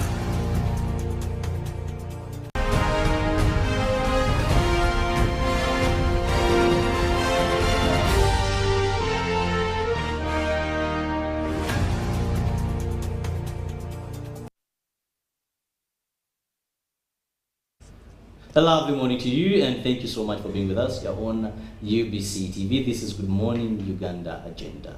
Now, just a reminder, in case you've just joined us, this show begins at exactly 6:30 every weekday. We're here to spice up your mornings with relevant information that you need to fit in any issue or any topic of national and also global concern, because you made that wise decision. So make it a date every weekday from 6:30 to begin with the big team as we usher you in with some light moments, laughter here and there, but also very serious issues as well. Now this morning, in this particular segment where we usually have a guest, and you can be part of the topic of discussion by simply going on our various socials. We have a WhatsApp number that will be coming up on your screen, where you can send a WhatsApp message or a text message, and we'll get feedback on that topic of discussion. This morning, we are going to be discussing something very, very important, because we know many people are parents or guardians, and we all cherish education. Now, recently, it was very clear, the Ministry of Education and Sports came out and directed that all schools close by the 25th of this very month. Now, earlier, it was scheduled that on the 9th of December is when children or students, pupils, will be expected to break off for holidays. This earlier had been a proposal by the Minister for Health, Dr. Jane Luther Chen, saying because of the outbreak of Ebola, it is safer for us to have children home, because even this is one of the measures we took during COVID-19. We know congestion is a very fertile ground for such diseases like Ebola to spread, because children, most of the time, they're in close contacts. It's easy for them to have close contact in case someone tests positive. They sweat, then they play together, so body fluids and all that. So joining me on set is a person who has been in the education system for some time, I must say, but also is the General Secretary of Uganda Private Teachers Union. This is a body that brings together teachers in private schools, and that is Mwamula Juma. Mwamula. Yes, good morning. A very good morning to you, a very good morning to our viewers out there. Mwamula Juma from Uganda Private Teachers Union. It's an honor to be hosted again. Well, let's begin by looking at this issue of saying children are safer home than at school. Bidding you, if you are a teacher, where do you think children are more safe? With you in school where you have systems, or home? First of all, we are speaking about children being more safe at home than in school in relationship to the Ebola disease that just struck us late last month. The scientists so far have defined the characteristics of Ebola. and highlighted to us, including on some of the issues you just shared, that it is such a sickness that you can contract through social interaction. Especially interaction when you have a body-to-body contact, and therefore your fluids, there is a possibility for exchange of fluids, including sweat and any other forms of fluids. Now, children by nature are playful humans. Very true. And when they are in school, they are gathered in multitudes. We manage them, including giving them some moments of breaks where we expect them to go and have that interaction and play together. So why we think it is safer at home is because at school there is a bigger concentration, and yet there is that automatic element of playing together, which exposes them, and exposes them at a very large, at a very high level, because some schools here have a population of over 2,000 children. These people do not have any self-control. They are sitting so closely, they are playing so closely, they are eating so closely, and a lot of other things that really can expose them. So in that regard, I think the belief that they are safer at home is a better view. And you may also know that schools are public establishments. Public establishment that first bring in the children themselves, the teachers, and the other normal circumstances. Teacher even come from outside the public, come to school, then you go back, and so on and so forth. They also bring in parents and other stakeholders, including the suppliers and so on and so forth. So in a situation where we think that Ebola is here and it can be contracted from anybody, any of those various players I've just talked about, allowing a situation or a situation where many people are gathered and they are exposed to these people who come in and out, if it is not well regulated, it can be a very deadly setup. So that is why there is a belief that it is safe at home than it possibly is at schools. But you also stated that schools have systems, and that is very true. When administrators of school are strict, we can have our children kept very safely, and that is why somehow, even when the scourge has been here, we have not seen a very big eruption. But I must also state that we have been having some weaknesses. For example, when Ebola came, the ministry even instituted some restrictions in the districts of Mubende, Kasa, and so on. Later on, there was even a circular by Minister of Education banning, for example, leavers parties, visitations by parents across all schools in the country. But whereas that came to be in writing, practically, schools are doing these things. We are seeing schools conducting visitation days, we are seeing schools doing speech days, even as we speak. Maybe this week there has been several speech days on various schools. Some are breaking off on the 25th, then they are returning for speech day. You see that? So that in itself is an indication really that we are at risk. And I think it was high-handed for the ministry, for the government to come and guide, including giving guidance that we can consider an earlier closure. Well, that well explained, Mwamula. Now let's look at what this means to the pupils, to the students themselves. After 2 years of COVID-19, staggered reopening, some classes never at all reported back, most of the non-candidate classes. Sure. We had an abridged curriculum, for that matter, and now here we are again. We are losing about 2 weeks. About 2 weeks on the academic calendar. What does this mean to the students? It is a crisis. It is a crisis to the learners. It's a crisis to the parents who have paid fees, imagining that their children will have opportunity to study up to the time when the new calendar is supposed to end. It's a crisis to our education system. But beyond it being a crisis is the fact that for us to have a future in education, we have to have life. And therefore, even when it is a crisis, I think it is a lesser crisis for us to do the closure than allowing the spread, the risk for our children to contract the sickness. At the start of this story of Ebola, the records were very small.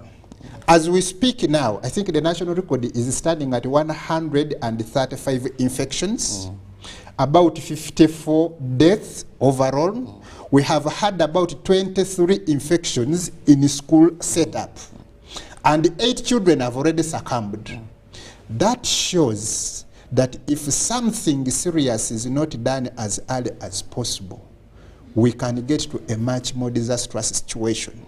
So even when it is a crisis to our education sector, even when it is a loss to the children who are going to lose the 2 weeks time that they would be studying, it is better that we first safeguard them, because the 2 weeks period can at least be compensated. The good thing, we are not seeing any candidate classes losing anything. The people who seem to be losing are those ones who are still continuing in the education system, those P1 to P6, senior 1 to senior 3, senior 5. So even when those lose their 2 weeks, there can be a possibility that when things get back to normalcy, next year there can be a compensation, taking note that there was some lost time because of this problem. So the first thing... But remember, this is a promotional term. Yeah, it is a promotional term. It is a promotional term, but of course that can be based. But I know assessments would be done in relationship to what has been covered. And that is why, that is the beauty that it is a national program. It's not something happening to an individual school, and therefore that you would imagine that whereas students from a certain school X are seated, the others are progressing. No, this is a national program. All schools are meant to close 2 weeks earlier. So we are saying that the ministry that sanctioned the earlier closure can equally plan to have an earlier reopening for purposes of compensating this. Yes. Very interesting discussion here regarding the early school closure by the Ministry of Education and Sports. And I have Mwamola Juma, who happens to be one of the leaders in the body that brings together, or a union that brings together, that is teachers in private schools. Now, how sustainable is this? When we lost 2 years to COVID-19, we were eager and very convinced that now we are returning and life was going back to normalcy. Sooner than later, there came Ebola. Another problem, yes. Now, supposing we wake up and there is Ebola-19 or anything else, is this a way that we can rely on, that whenever we have such shocks? Because scientists and experts will tell you that because of global warming, because of increased population, we have gone to these areas where some of such diseases were prevented because they were in animals. The forest where the fruit bats would go eat their fruits, now they are living with us. Now they are living with us. You know, someone picks a fruit, half eaten, the child goes and eats. Maybe when it has been eaten by, that bite is of a fruit bat that transmits Ebola. The monkeys, some have turned them into food because of scarcity, or naturally they do eat monkeys. But also, they are more closer to us and they live with us. So many of these diseases are more likely to attack us like never before. Sure. We have penetrated, we have encroached everything, and we are bringing disaster upon ourselves. So how is this closure thing sustainable? You're talking about 2 weeks can be recovered. How sure are you that after the 2 weeks and normalcy or resumption of a school term happens, for sure we shall open as planned and we can compensate these 2 weeks? I think we shall open as planned and compensate the 2 weeks. But we must also know that as a country, we may not have control over happenings of such occasions. Pandemics of that, they are natural. They come beyond the control of the president, the government, or any authorities. They just come. But what a government like Uganda can do is to do preparations for management of such situations. I am aware, and we also know, that as we speak now, the government is largely on a course of promoting science. Issues of innovation, issues of treatment, issues of management of such situations start with the concept or with the prioritization of science. I have been to Mulago Hospital very recently, and I am aware that there is a standby facility for handling emergencies. I think previously it was used for Ebola. Right now, as we speak, it is now handling issues related. Previously, it was used for COVID. As we speak now, it is handling issues related to Ebola. If anything else comes up, the same facility can still do the same. Those are the sustainable preparations that any government can do. So, if we went ahead and remunerated and motivated our health workers, we put forward the facilities to handle any such emergencies. We plan in a way of making a national budget to handle such emergencies when they come. Then we would be sure that we are moving a step towards sustainably handling these problems. But I must say, I don't think there is any approach how we can say that we shall make sure that none of such cases ever happen here in Uganda ever again. That is not within the means of Ugandans. But we can go forward to do the necessary facilities that make us prepared such that if anything, including what we have never imagined about, like COVID came, so if anything ever comes up, then we have a preparation mechanism, a management mechanism that can push us through. And I think that is where the efforts should be put. And gladly, we have evidence that our government is somehow working towards that. Well, I remember recently the Minister for Health said we needed about 60 billion to see us through this. But away from that, Mwamura, you've been a teacher for some time. Sure. Don't you think, and you are, don't you think for sure this method of thinking, we should have practical presence of children in a classroom with the eventualities that we've seen so far? Is something that is getting outdated? And wouldn't we, or focusing more energies just away from the budget allocations, empower these isolation centers and all that, wouldn't you think that if we move this direction, would be a better shock absorber? That you don't, children don't necessarily must be present in class. I don't know where I get you so well, but I am imagining if you're saying that children should be in a class even when this is happening. No, e-learning, not we move that direction, that physically you don't have to have children seated in classrooms. There is already a policy on e-learning by Ministry of Education and Sports. That policy is guiding how that should be done. Uganda, as our education ministry, has already prioritized IT as one of the priority subjects. Previously, during our years, IT was really not so much pronounced. As we speak now, it's one of the priority elements in schools happening across the country. But you and me also know that we are still on the journey of development. As we speak now, there are such districts, actually not even schools, but districts, where even electricity is not there. And talking about virtual schooling, virtual learning, use of IT and other means, somehow requires that you have to have the technological infrastructure, electricity, internet, computers, and other things. But we have many of our facilities, schooling facilities, that are still lacking some of those things.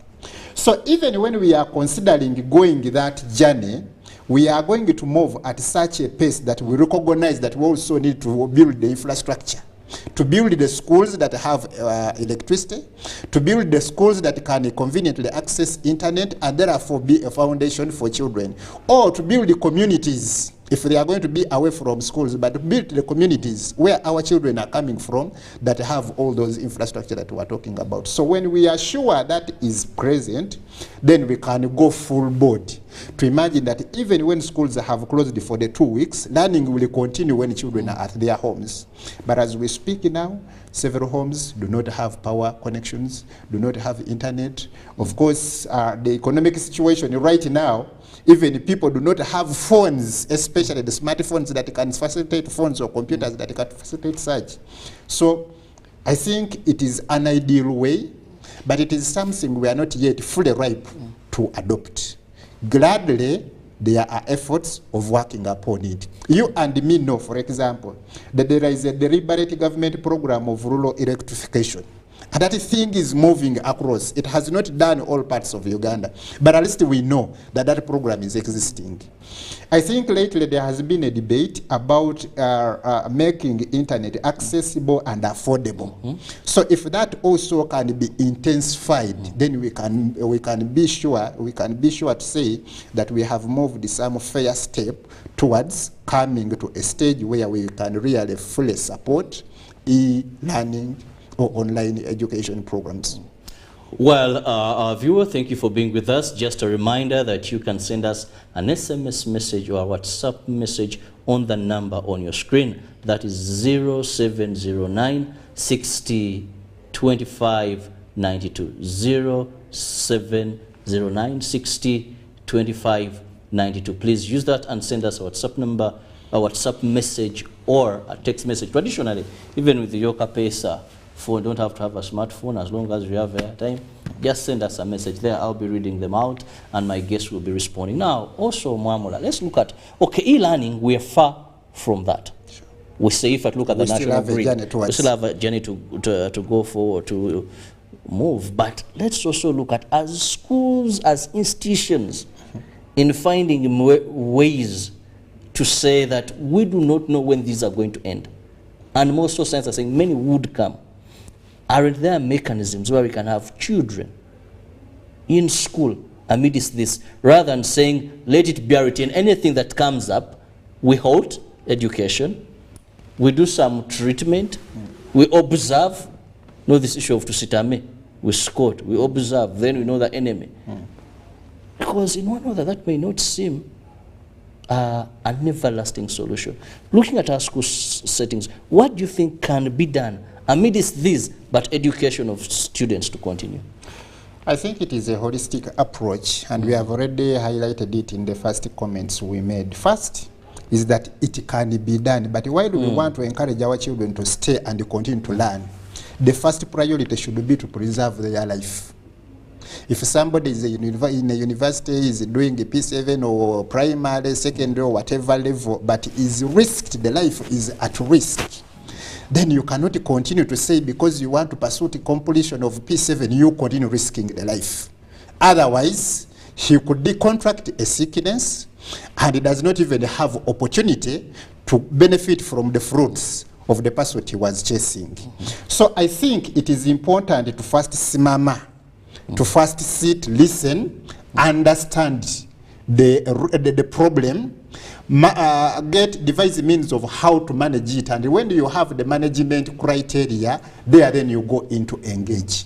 And that is why I'm saying we need to extend thanks to the government, because when this thing started, we are seeing rigorous effort, first of all, to prioritizing scientists, especially health workers, in terms of remunerations, in terms of motivation and other things.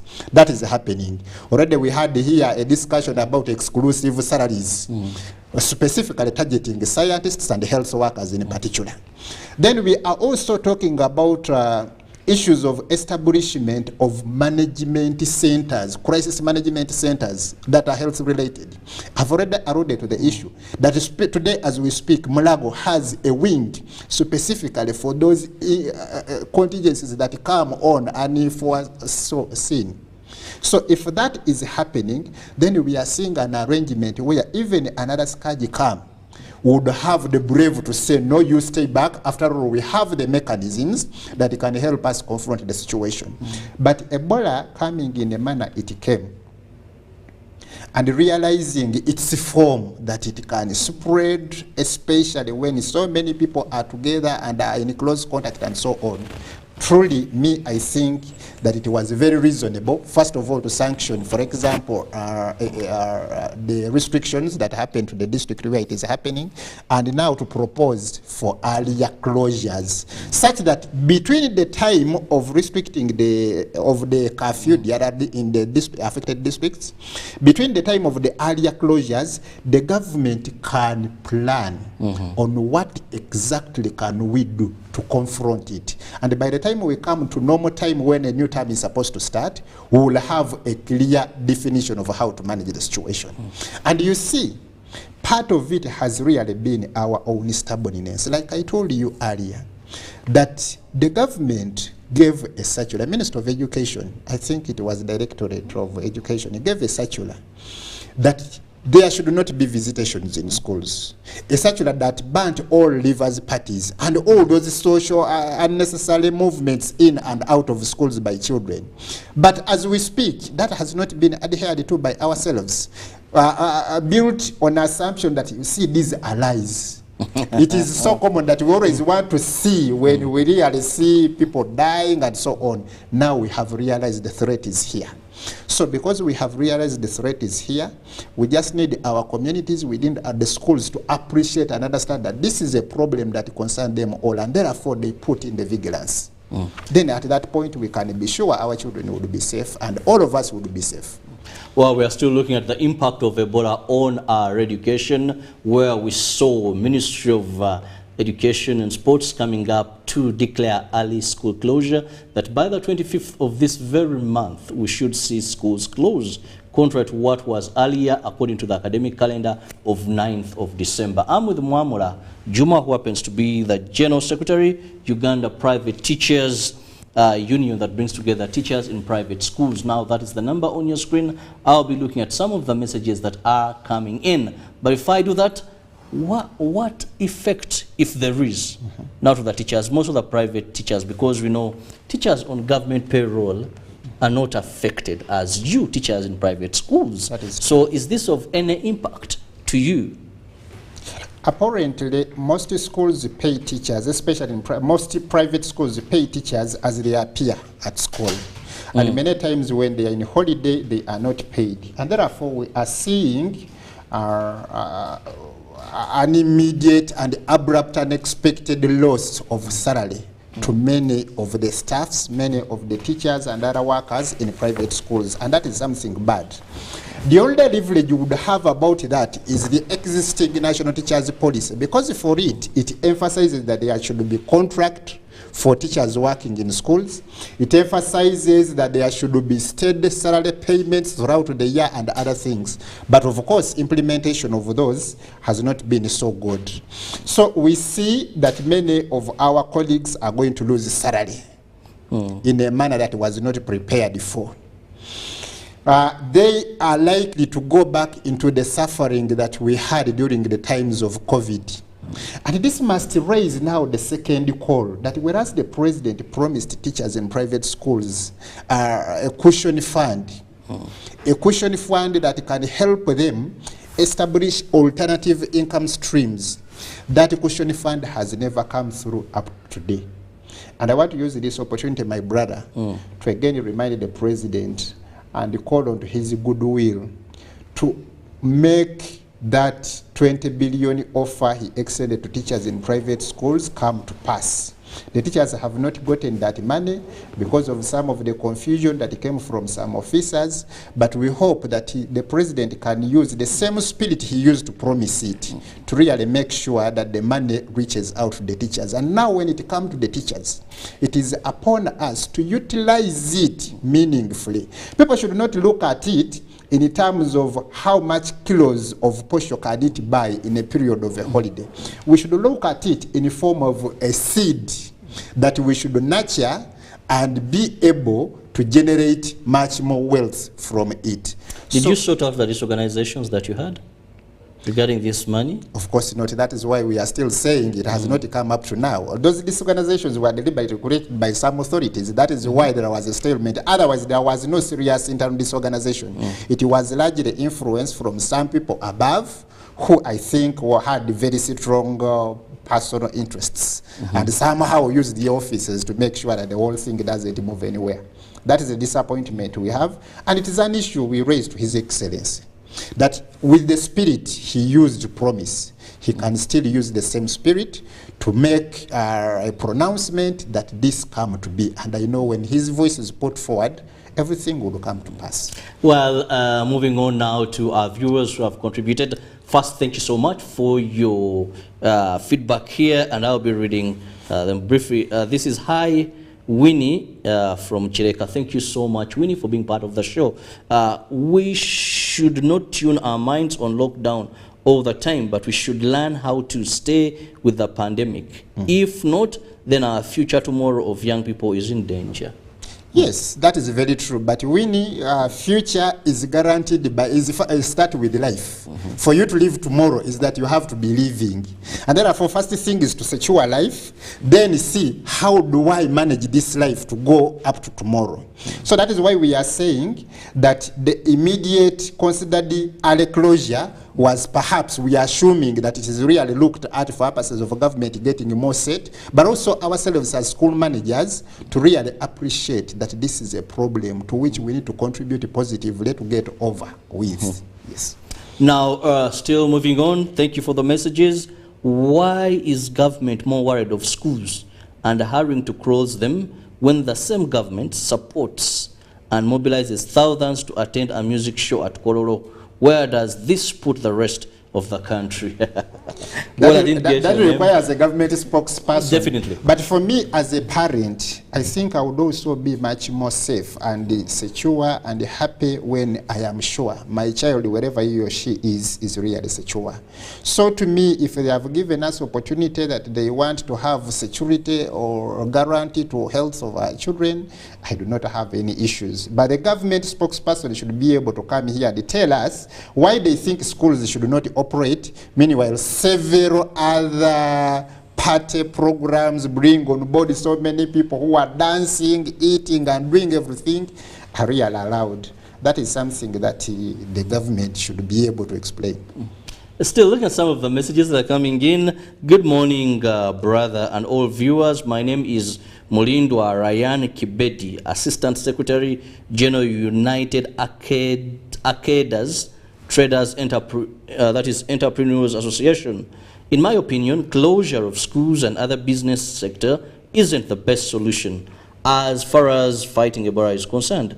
We have had Ebola before in Uganda, and we have always defeated it without locking down the country. Let the government focus on enforcing SOPs in the country using all stakeholders than closing, because the country is still fighting with COVID-19 effects, which almost destroyed everything. Thanks, and thank you so much for being part of the show. That is his opinion. The argument of Mr. Chibedi is a very good one that the scientists should explain to us, because I know really we have been having a long history of Ebola cases here, especially on Uganda-Congo borders, and we have never gone into a lockdown. But particularly this time around, we see Mubende, Kasanda being locked out. Maybe it is because of the new variants that they are talking about. Is it Sudanic hemorrhagic, something like that? Previous had the Zaire. You never know. But even when we had the Sudani, that was I think in 2001 we lost Dr. Matthew Lukuya. If you remember very well, he was the medical superintendent of Gulu, that is a hospital. Man, we lost about 200 people around that, but I don't remember anything like a lockdown. No, still there was no lockdown. So maybe they should be able to come and explain to us. Okay, still continuing, I want to thank the Ministry of Health and the Ministry of Education of the good plan, because many schools, they do not follow the rules, and it is very difficult for teachers to manage the pupils, especially in nursery section. Arihiri Banat from Muntungamo district. Thank you so much, Banat. Those are serious observations. You see, teachers may be able to manage, but I think we have been relaxed. Because like we are saying, if you have children in one setup and you are sure they are safe, and you keep them, even when they are playing to their phones, okay. But what has really happened, and I know anybody can attest to this, where you are, what has happened is that the schools around us are continuing to operate as if there is no warning about this Ebola problem. True. Visitations are going on across the country.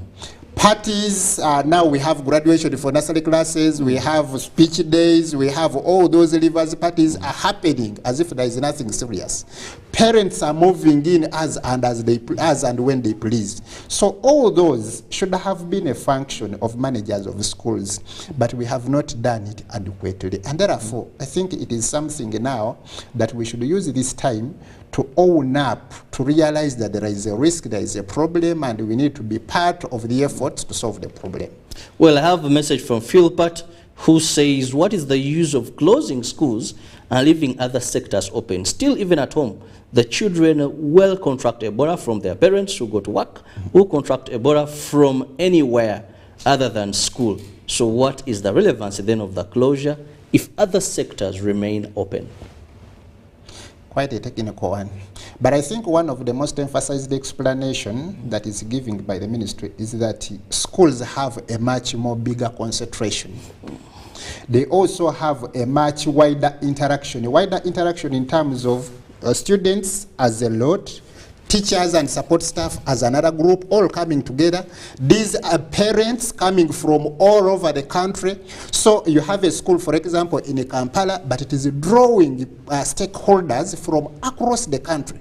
Because today, as we speak, parents are putting their children in any place. You find people based in Kampala, in Wakiso, having their learners in Mubende. People are Mubende parents having their learners in Kampala. So therefore, that school interaction would bring somebody from Mubende, but the school, the home environment, at least under basic assumption, is limited to the family member.